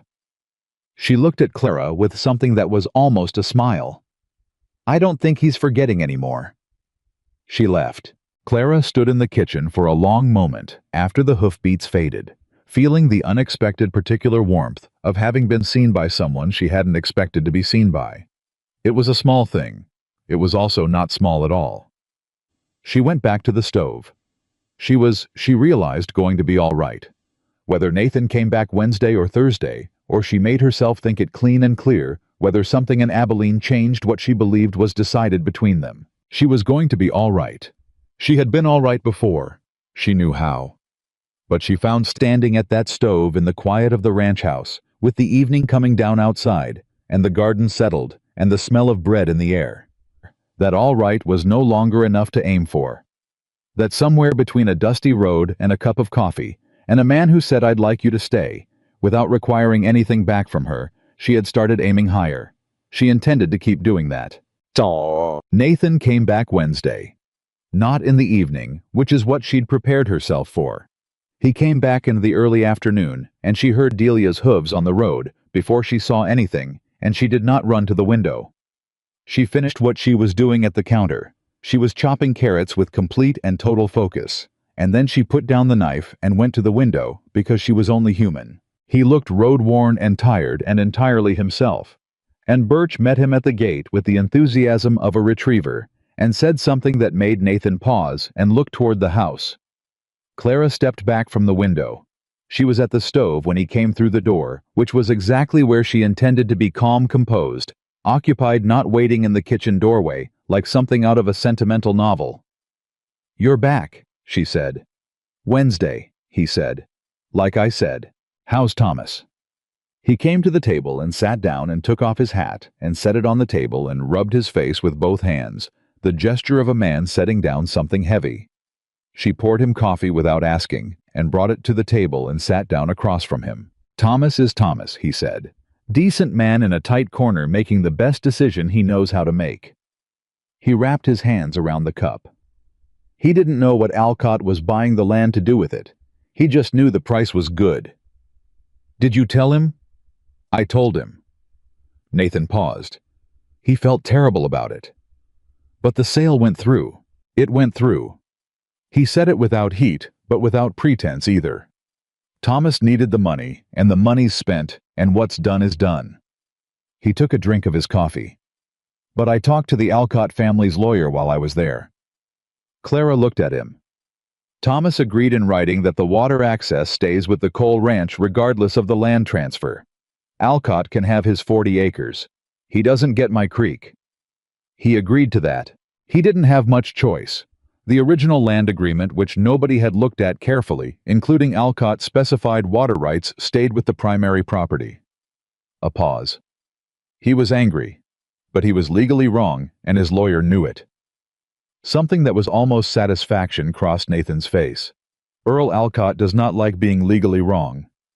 I imagine not, Clara said. He'll look for other leverage, Nathan said. He's that kind of man. But the ranch is secure, and the water is secure, and there's nothing he can do about either one. He looked at her. How was it here? Fine, she said. Ruth Carey came by Tuesday evening. Nathan's eyebrows went up slightly. Ruth. She wanted me to know that what Pershing said at the auction was wrong. Clara paused. She said there are more people in this town who think we've been treated badly than it might appear. Nathan was quiet for a moment, turning his cup. Ruth's a good woman, he said. She was friends with Mary. He said Mary's name the way he'd been saying it lately, naturally, without the careful distance he'd maintained when Clara first arrived, as though the name had rejoined ordinary life from wherever grief had sent it. She doesn't say things she doesn't mean. No, Clara agreed. I didn't think she did. He looked at her across the table, with the direct, unhurried gaze that she had come to understand meant he was deciding how to say something rather than whether to say it. Clara, he said, there's something I need to tell you. That I should have told you before I left and didn't, because the timing wasn't right, and because I wasn't entirely sure I had the words for it. She waited.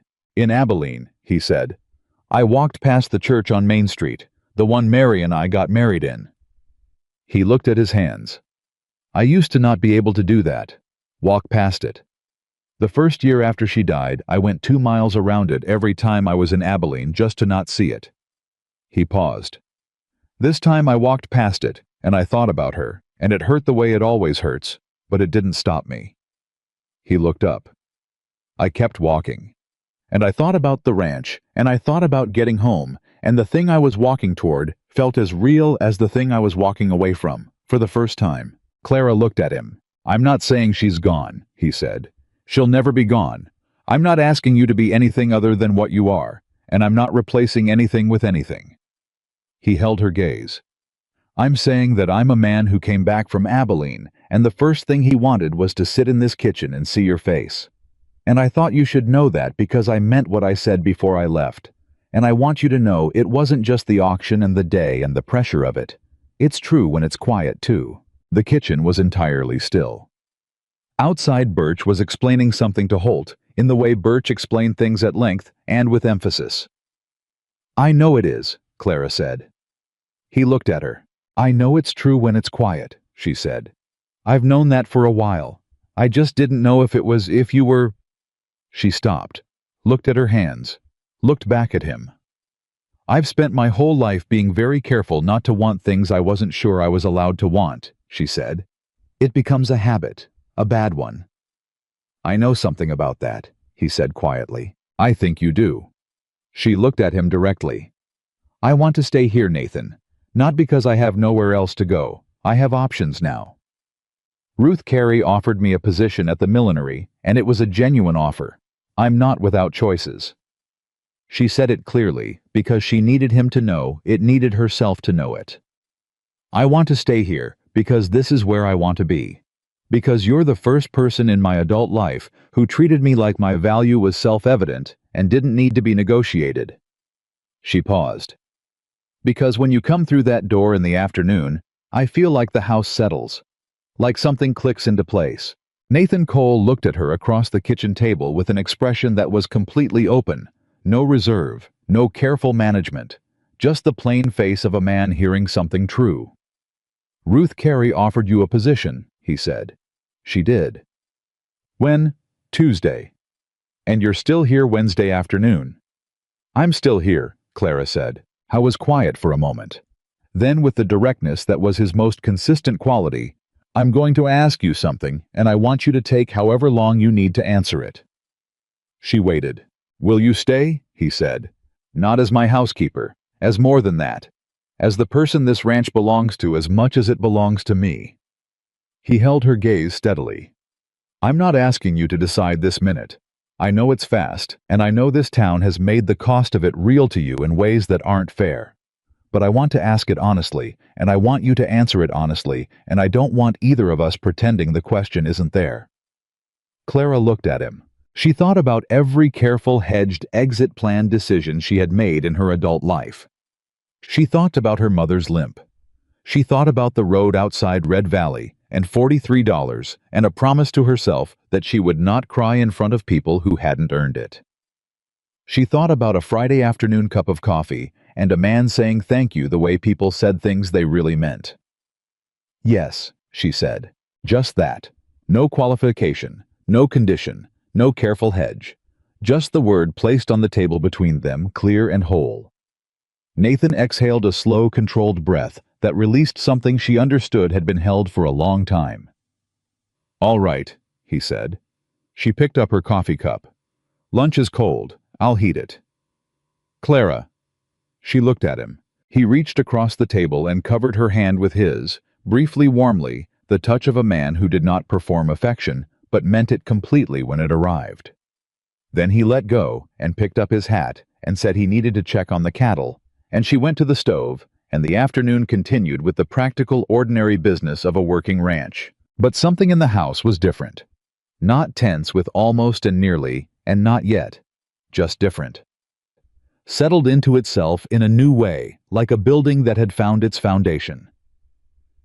The gossip reached them Thursday morning. Birch brought it in with the directness of someone who had learned by now that Clara preferred plain information to managed delivery. Mrs. Drummond is saying Mr. Cole came back from Abilene with a decision made, he said. She's saying it at the church and at the general store and at the millinery, though Ruth Carey apparently told her to take it elsewhere. What kind of decision? Nathan said. He was at the table with his coffee and his papers, not looking up. The marrying kind, Birch said. The kitchen was briefly very quiet. And what's the town saying about it? Clara asked with the composure of a woman who had made a decision and was not afraid of its consequences, only curious about their shape. Divided, Birch admitted. Mrs. Drummond's people are... He searched for a diplomatic word and gave up, unpleasant about it. But Ruth Carey's people are saying it's about time. Nathan Cole had some happiness, and they don't see why it's anybody's business what the woman looks like. Ruth Carey's people, Nathan said. He did look up now. Turns out there's more of them than Mrs. Drummond thought, Birch said with some satisfaction. Holt from his chair said, always were. Nathan looked at Clara. Clara looked at Nathan. Something passed between them that didn't need words. Birch. Nathan said, go see about the water trough on the south end. It was low yesterday. Yes, sir. Birch stood. He paused at the door. He was visibly containing something. I just want to say for the record, I think it's real good. All of it. He looked at Clara. You're the best thing that's happened to this ranch since I've been here. I went out before she could respond, which was probably wise because she needed a moment. He means it, Nathan said. I know he does, Clara said. Her voice was steady. Her eyes were not quite. Holt agrees, Nathan said. I know that too, she said. Holt refilled his coffee and went out to the porch without comment, which was, she had come to understand, his most eloquent form of agreement. Gerald Drummond came that afternoon. She had expected someone to come. She hadn't expected it to be Gerald himself without his wife, without the buffer of social courtesy.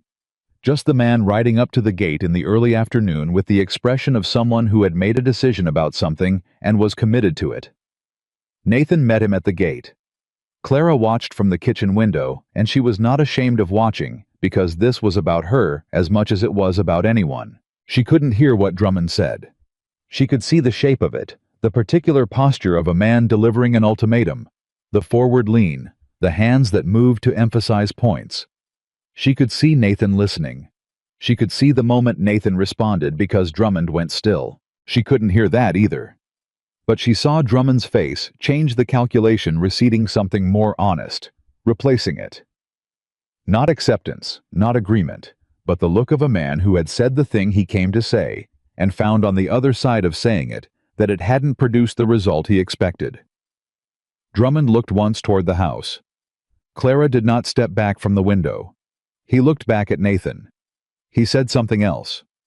Nathan nodded once. Drummond turned his horse and rode back toward town. Nathan stood at the gate for a moment. Then he came back to the house. "What did he say?" Clara asked from the kitchen. Nathan hung his hat on the peg. "He said he was washing his hands of it. That whatever happened from here was my problem, and he was done trying to help a man who didn't want it. And you said," I thanked him for his concern and told him I'd take it from here. Nathan looked at her. "He's not going to cause trouble anymore." "How do you know?" "Because Gerald Drummond doesn't fight battles he's already lost," Nathan said. "He's a practical man under all the bluster. He came to see if there was still a chance to change things. There isn't, and now he knows it." He paused. "He's also, I think somewhere under the rest of it, not an entirely bad man. Just one who's been comfortable long enough that he'd confused his comfort with what was right." Clara thought about that. "That's generous," she said. "Maybe." He sat down. "Or maybe I'm feeling generous today." She set a cup of coffee in front of him. "Alcott is different," he said. "Alcott has money and patience and a score to settle now. He won't come to the house. He'll work around the edges." He looked at her. "I want you to know that going in. It won't be clean or fast." "I know," she said. "I've never had anything clean or fast in my life." She sat down across from him. "I'm not afraid of a man who works around the edges. I've been navigating those my whole life." Nathan looked at her with something in his face that she still didn't have one word for, that mixture of recognition and warmth, and the particular quality of a man who kept discovering that the woman across from him was stronger than even he'd estimated, and kept being glad of it. "No," he said. "I don't imagine you are." The second twist came on Friday. It came in the form of a letter, and it was not addressed to Nathan. It was addressed to Clara. The post rider brought it at noon, and Clara took it to the back room and sat on the edge of the bed and looked at it for a moment before opening it, because the handwriting on the front was her aunt's, her mother's sister, a woman she had not heard from in 4 years since the funeral. She opened it. Her Aunt Helen was writing from St. Louis. She had heard through the particular mysterious channels by which family news traveled that Clara was in Red Valley working on a ranch. She was writing to offer Clara a position, a real one, a permanent one, in her dry goods store in St. Louis. Full wages. A room above the shop.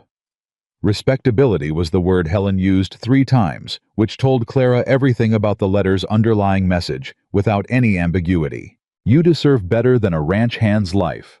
Helen wrote in the careful, meaning-well handwriting of a woman who believed she was helping. You have always been too good for the frontier. Come to the city, where a woman like you can build something proper. I can offer you a real future, Clara. Don't let stubbornness keep you from taking it. Clara read the letter twice. She sat with it for a long moment. Then she went to find Nathan, who was at the fence on the east side, checking the repair Birch had done. She handed him the letter without explanation and waited while he read it. He read it once. He handed it back. What do you want to do? He said. I want to know what you think, she said. That's not what I asked. She looked at him. I know. He waited. She folded the letter. My aunt means well, she said. She always has.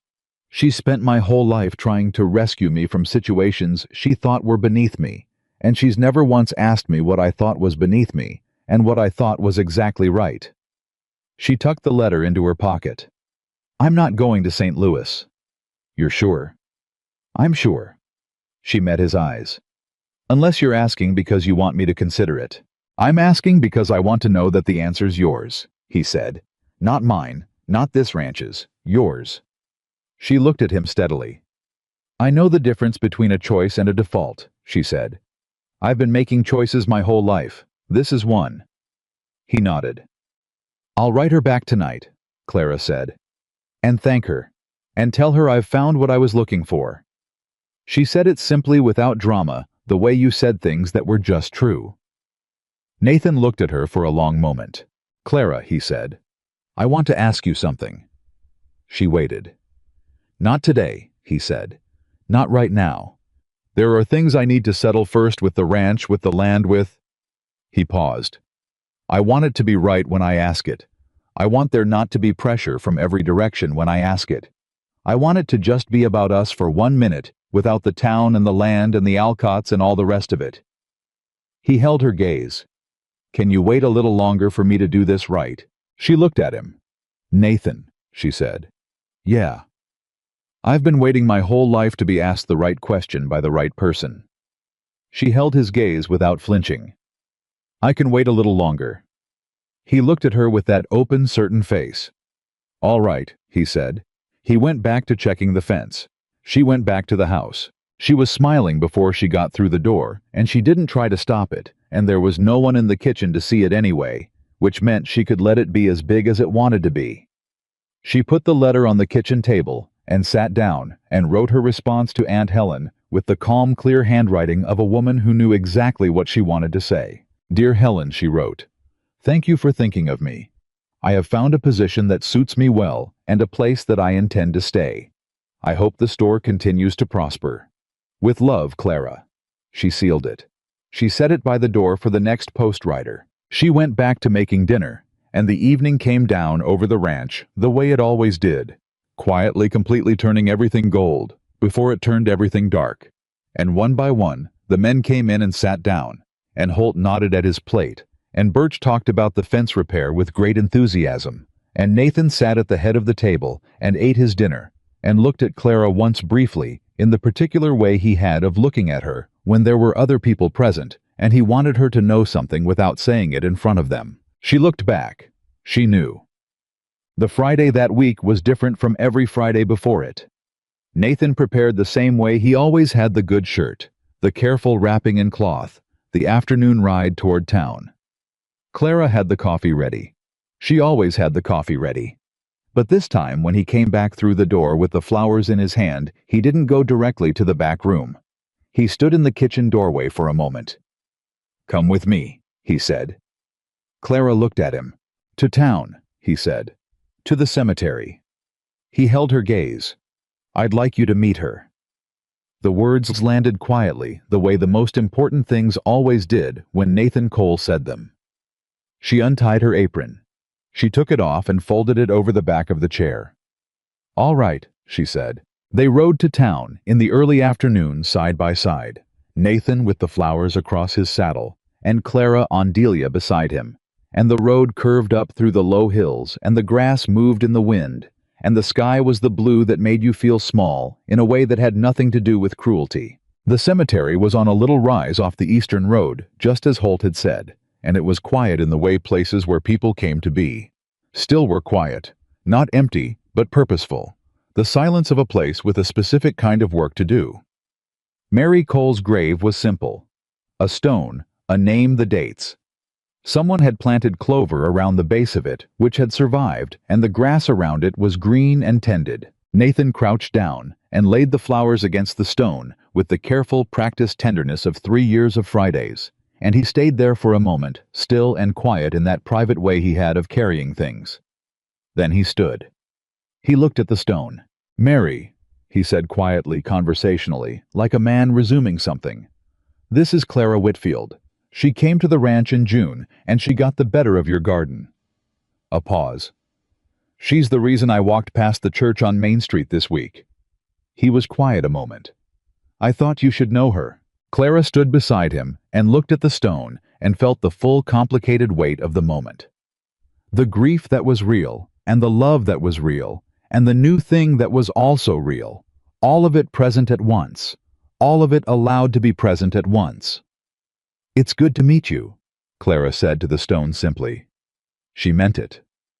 Nathan stood beside her and said nothing else, and the wind moved through the cemetery grass, and somewhere above them a hawk made a long, slow circle. After a while he turned and looked at her. She looked back. "Ready," he said. "Yes," she said. They rode back to the ranch in the late afternoon light, and Clara felt something she could only describe as wholeness. Not the absence of difficulty or complication, or the grinding work ahead with the Alcotts and the town, and everything still unsettled, but the wholeness of a person who knows where she stands, and who stands beside her, and has decided that is enough to build from. More than enough. When they got back, and Birch met them at the gate with his customary enthusiasm, and Holt looked up from the fence with his customary nod, and the kitchen waited with its dried herbs and its curtains, and the second row of beans visible through the window, Clara stepped down from Delia and stood in the yard and breathed the evening air and felt with complete certainty that she was home.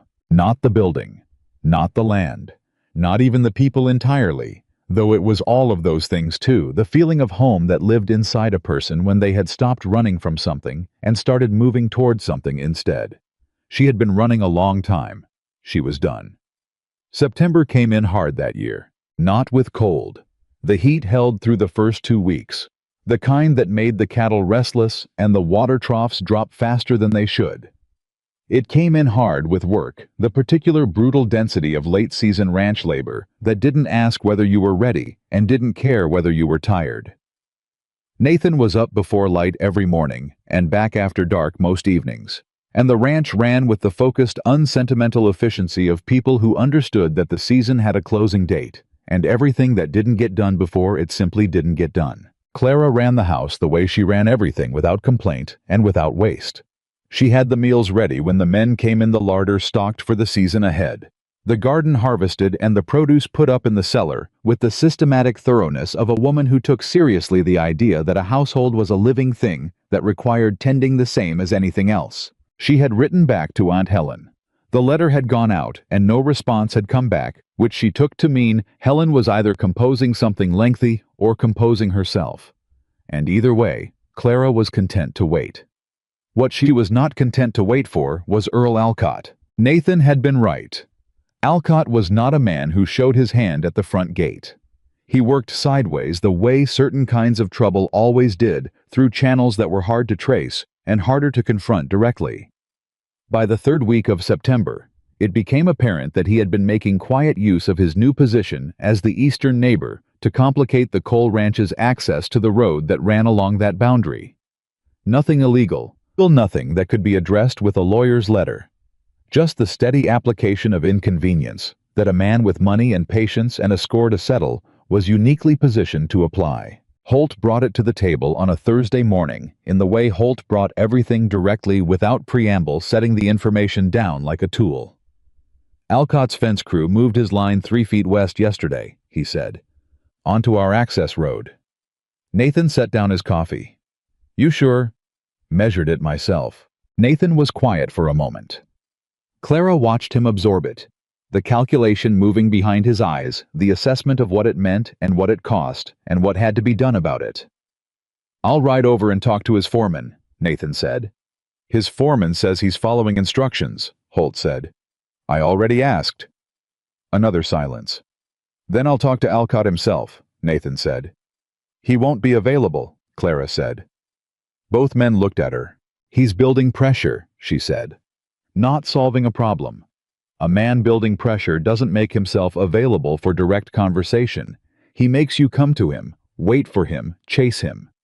It's designed to cost you time and dignity and make you feel like you're always 2 steps behind. She paused. My father had a parishioner who operated the same way, used inconvenience like a weapon.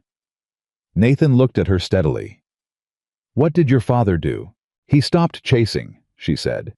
He documented everything, every infringement, every date, every measurement, and he filed a formal complaint with the county land office. Not because he thought it would move quickly, because it didn't, but because it created a record.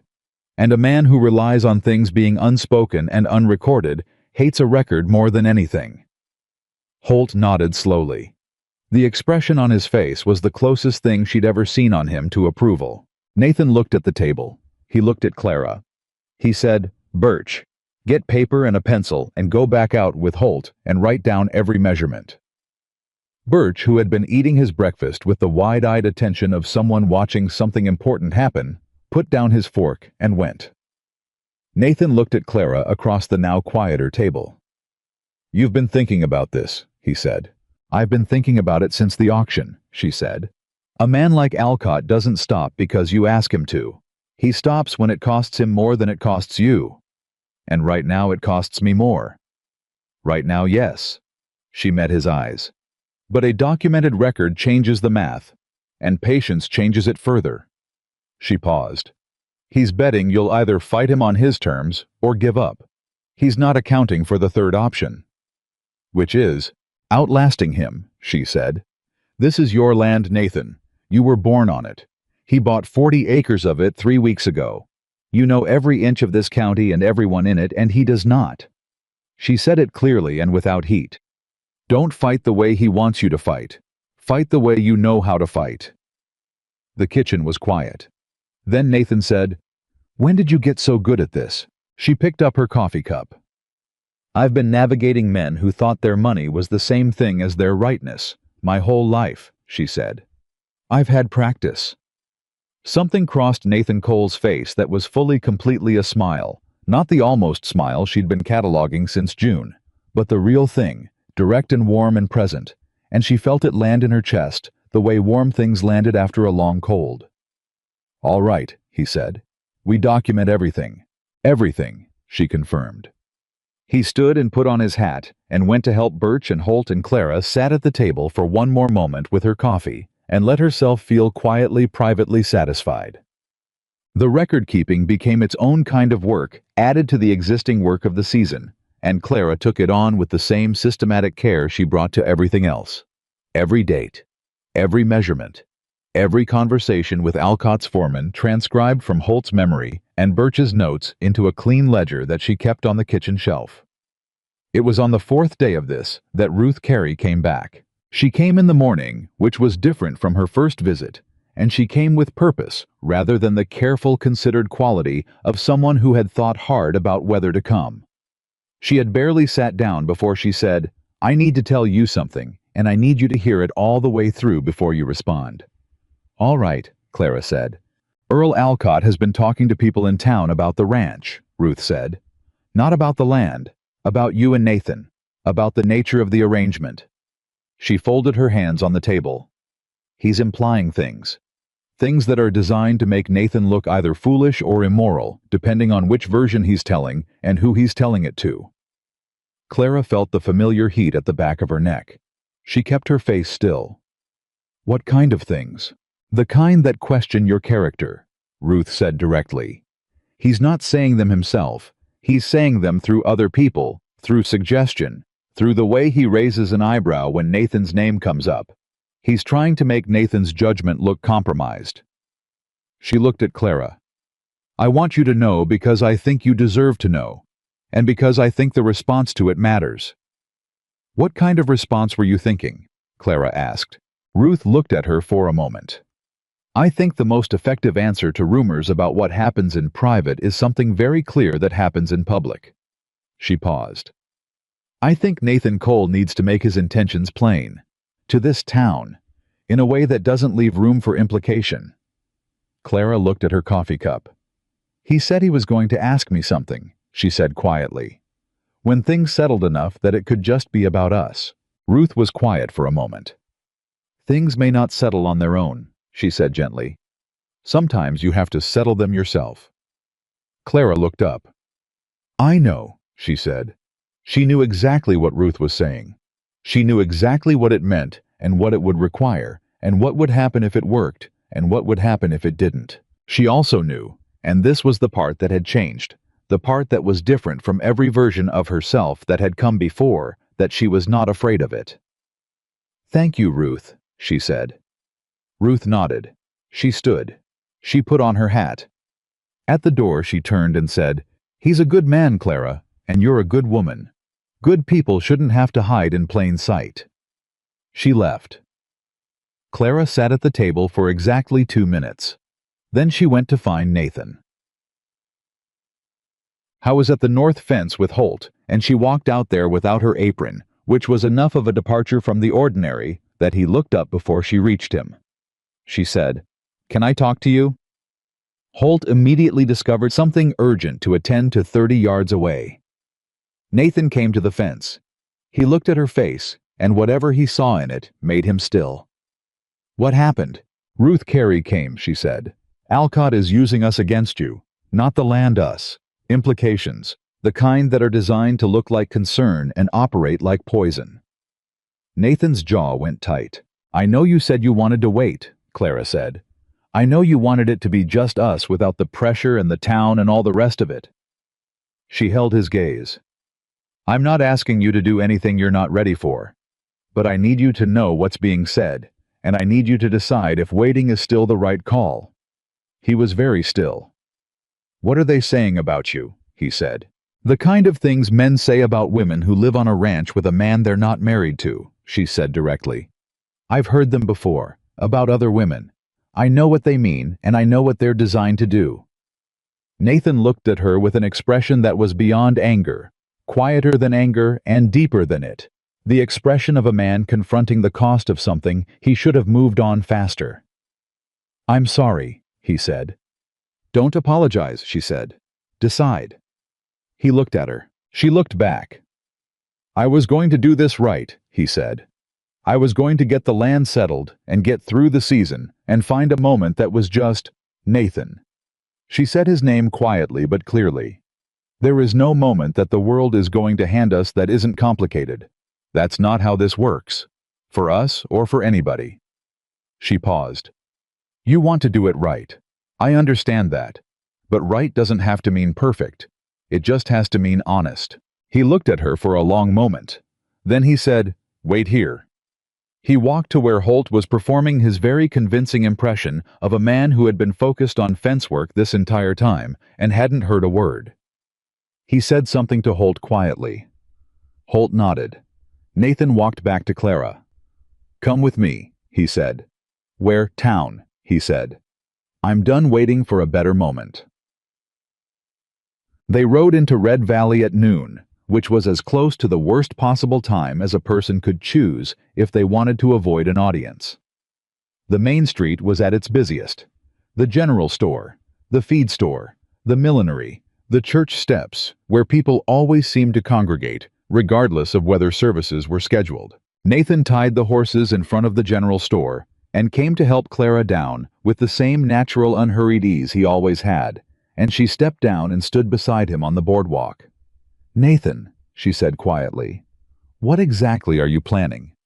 "To be clear," he said. He took her hand. Not dramatically, not for performance. Just took her hand, the way a man took the hand of a woman he intended to keep beside him, and walked down the main street of Red Valley, Kansas, with her in the middle of a Wednesday noon, with everyone watching, like it was the most ordinary thing he had ever done. Clara felt the stares. Of course she felt them. She had been feeling stares in this town since June. But this was different. These were not the stares of assessment of a town deciding what she was and whether it approved. These were the stares of a town being told something clearly and publicly by a man who had never once in 11 years told them anything about his private life. They reached the general store. Gerald Drummond was outside it, which Clara suspected was not accidental. Drummond looked at Nathan. He looked at Clara's hand in Nathan's. He looked at Nathan again. "Gerald," Nathan said pleasantly. "Nathan," Drummond said.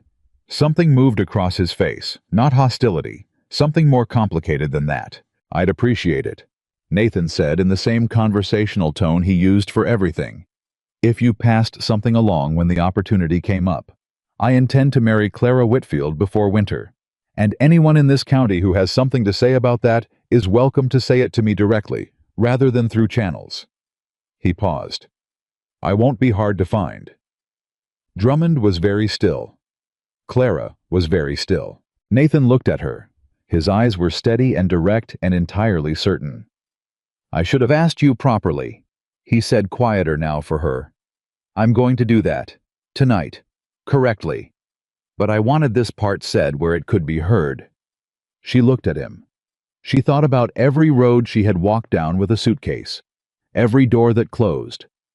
Every morning she had made herself get up and try again, because the alternative was a kind of dying she wasn't willing to do. She thought about a Friday afternoon and a cup of coffee and a man who said thank you, like he meant the whole world by it.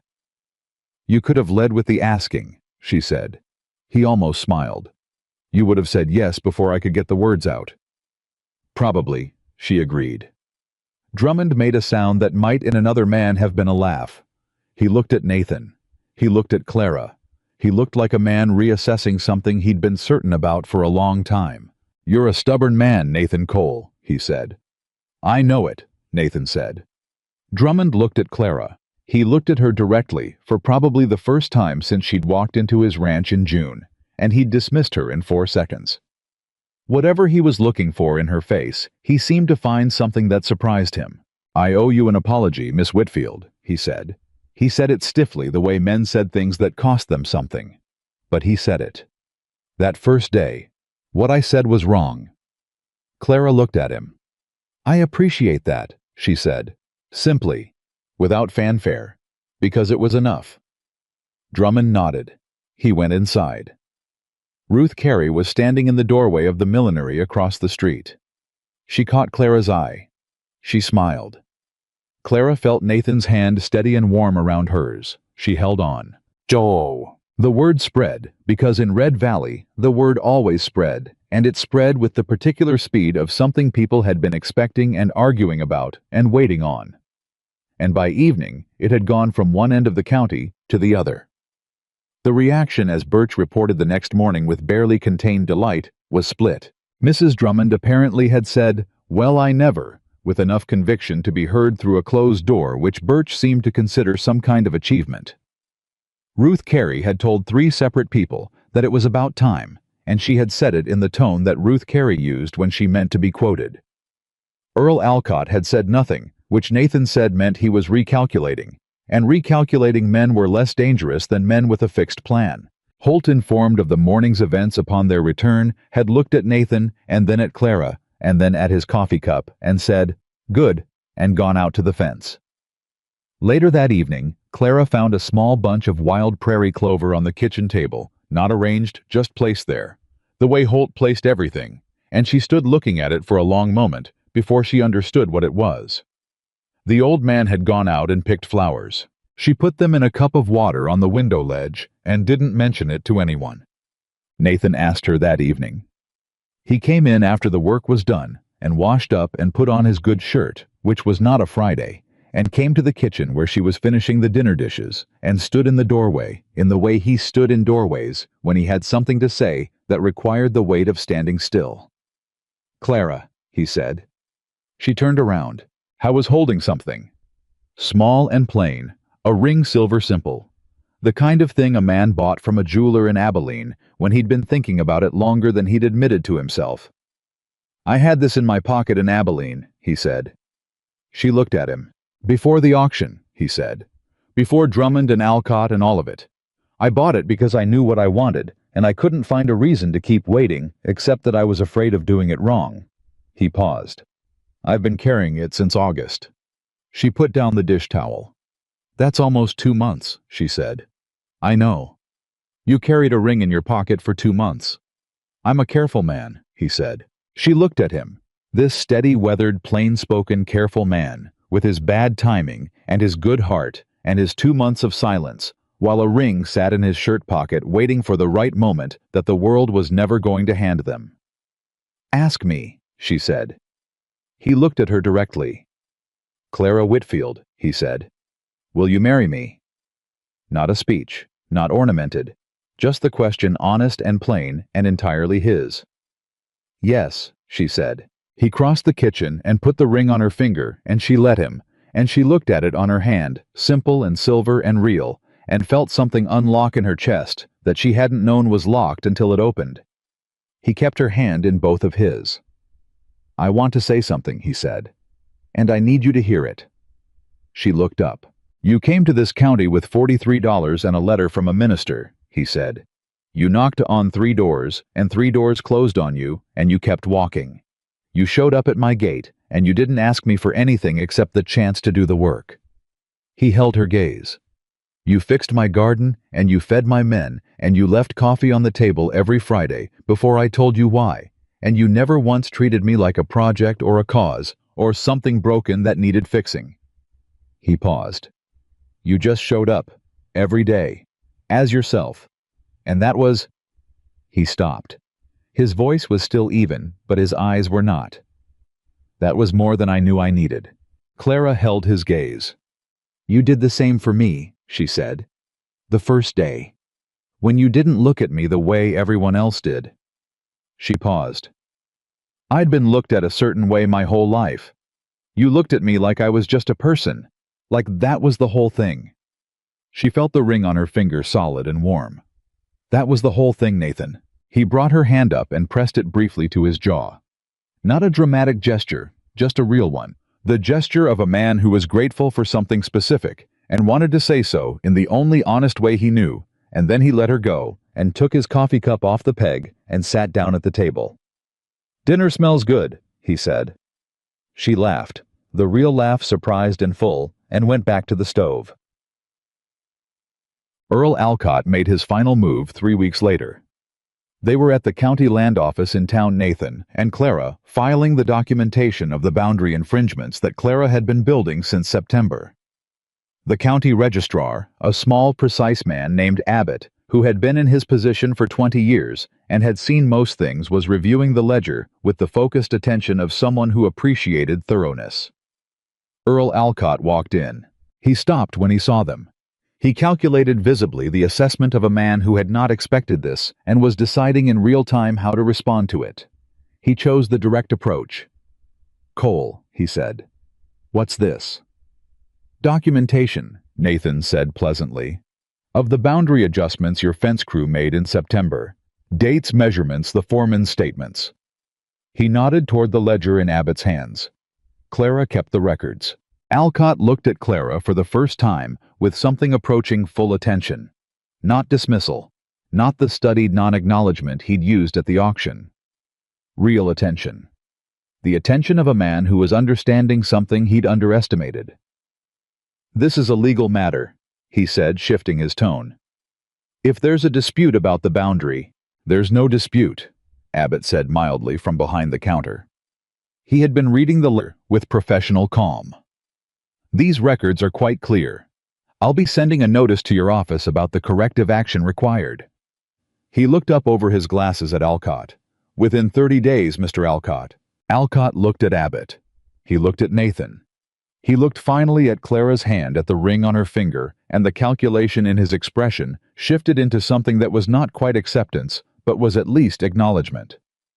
You've been planning this for a while, he said, to Clara, not to Nathan. Since September, she said. He looked at her for a long moment.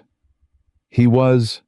She understood a man who respected competence even when it worked against him, possibly the only thing about him that was straightforwardly admirable. You'll have trouble from me yet, he said. Not a threat, almost matter of fact. Probably, she agreed. But you'll find it's more expensive than you expected. He looked at her. He looked at Nathan. He put on his hat and walked out. Abbott set down the ledger and said with the mild satisfaction of a man who had very much enjoyed the last 3 minutes. Everything appears to be in order, Mr. Cole. Miss, forgive me. Mrs. Cole. Soon, Nathan said. He glanced at Clara. Soon, she agreed. Abbott smiled. I'll have these filed by end of week. They walked out into the main street of Red Valley and stood on the boardwalk in the October light, and Clara felt the particular cleanness of a thing completed, not finished, because nothing was ever entirely finished, but resolved. Moved through. Put into the record where it would stay. He'll come back at us sideways, Nathan said. He will, she agreed. And we'll document it and file it and outlast him. She looked at him. That's the plan. That's the plan, he confirmed. He offered her his arm, which was a thing he had started doing since the day on the main street, simply and without self-consciousness, the way he did everything he meant. She took it. They walked back to the horses together, and the town went about its business around them, and some people looked, and some people nodded, and Ruth Carey, coming out of the millinery, said good morning, with the particular warmth of a woman who had placed a small bet on the right people and was glad to have won it. They married on the second Saturday of November. Not a large wedding, not a town event, though the town came anyway, because the town always came when it had decided in its slow and collective way that it approved of something and wanted to be present for it. About 30 people, which was more than Nathan had expected, and fewer than Clara had worried about. Holt stood at the front of the church in his best clothes, which appeared to be exactly the same as his ordinary clothes, but somehow different, and said nothing throughout the ceremony, except at the moment when the minister asked if anyone present had reason to object, at which point Holt looked at the assembled congregation with an expression that made 3 people shift uncomfortably in their seats, which was answer enough. Birch cried, which he denied afterward with great conviction. Ruth Carey sat in the 3rd row and looked like a woman whose faith in things had been confirmed, which was, Clara thought, exactly what she looked like. Thomas Cole had come from Abilene, Nathan's brother, a softer-faced version of Nathan with the same dark eyes and the same direct gaze, and a manner that was more apologetic than his brother's, but no less honest. He had arrived 2 days before, and spent those 2 days talking with Nathan in the way brothers talked when they had things to settle between them that had been waiting too long, and by the end of it, they had settled them. Thomas shook Clara's hand at the reception and said, "I'm glad he found you," and said it with enough sincerity that she believed him entirely. Gerald Drummond came to the wedding. His wife did not, which Clara had expected. Drummond sat at the back and left quietly after the ceremony, and on his way out, he stopped beside Clara and said, "You'll do well here," in a tone that managed to be both grudging and genuine at the same time, which she decided to take as the best version of him. Earl Alcott did not come. No one mentioned him. Nathan stood beside her through all of it, with the steady present certainty of a man who had made his choice completely and was not examining it anymore. When the minister said the words, Nathan looked at her the whole time, not at the minister, not at the room, at her, and she looked back, and the thing between them was so clear and so plain and so entirely without apology that she felt for probably the first time in her life that she was exactly the right size for the space she was in. Not too much, not something to be managed or accommodated or looked past. Exactly right. When it was done, and they walked out of the church together into the November air, Clara Cole, she turned the name over in her mind, simple and new, stopped on the top step, and looked out at Red Valley, laid out in front of her, the main street and the millinery and the feed store, and the ordinary beautiful hard-working machinery of a frontier town that had not exactly welcomed her, and had not entirely failed her either, and she felt something she didn't try to name, because some feelings were big enough to sit in without needing to be described. Nathan stopped beside her. "All right," he said. "Yes," she said. "More than." He nodded. "The cattle need checking tomorrow," he said. She laughed. "I know," she said. "The bread will be ready by the time you're back." He looked at her with that fully open expression that she understood now was his version of saying everything, the one he saved for moments that mattered, the one that meant she was seen completely and wanted completely, and none of it required negotiation. "That'll do," he said. She took his arm. They walked down the steps of the church together onto the main street of Red Valley, Kansas, in the November of 1885, into the ordinary, extraordinary life that waited for them, difficult and good and imperfect, and theirs built not on what the town had decided they deserved, but on what they had decided together on an honest road, with a heavy suitcase and a steady man on a steady horse, and the particular stubborn grace of 2 people who had stopped being careful at exactly the right moment. Clara Whitfield had walked into Red Valley with $43 and a refusal to cry in front of people who hadn't earned it. She walked into the rest of her life with considerably more than that. She walked in with a man who had learned her value before she'd finished proving it. With a house that smelled of dried herbs and bread, and everything she'd built with her own hands. With a garden that would have sweet peas in the spring, because she had promised it, and Clara Cole kept her promises. With a town that was still learning slowly, imperfectly, in the way towns learned things that a person's worth had never been and would never be a matter of what they looked like on a dusty June morning with a suitcase in their hand. She had known that her entire life. Now Red Valley knew it too. And sometimes, not always, but sometimes and more often than people expected, that was exactly how things changed. Not through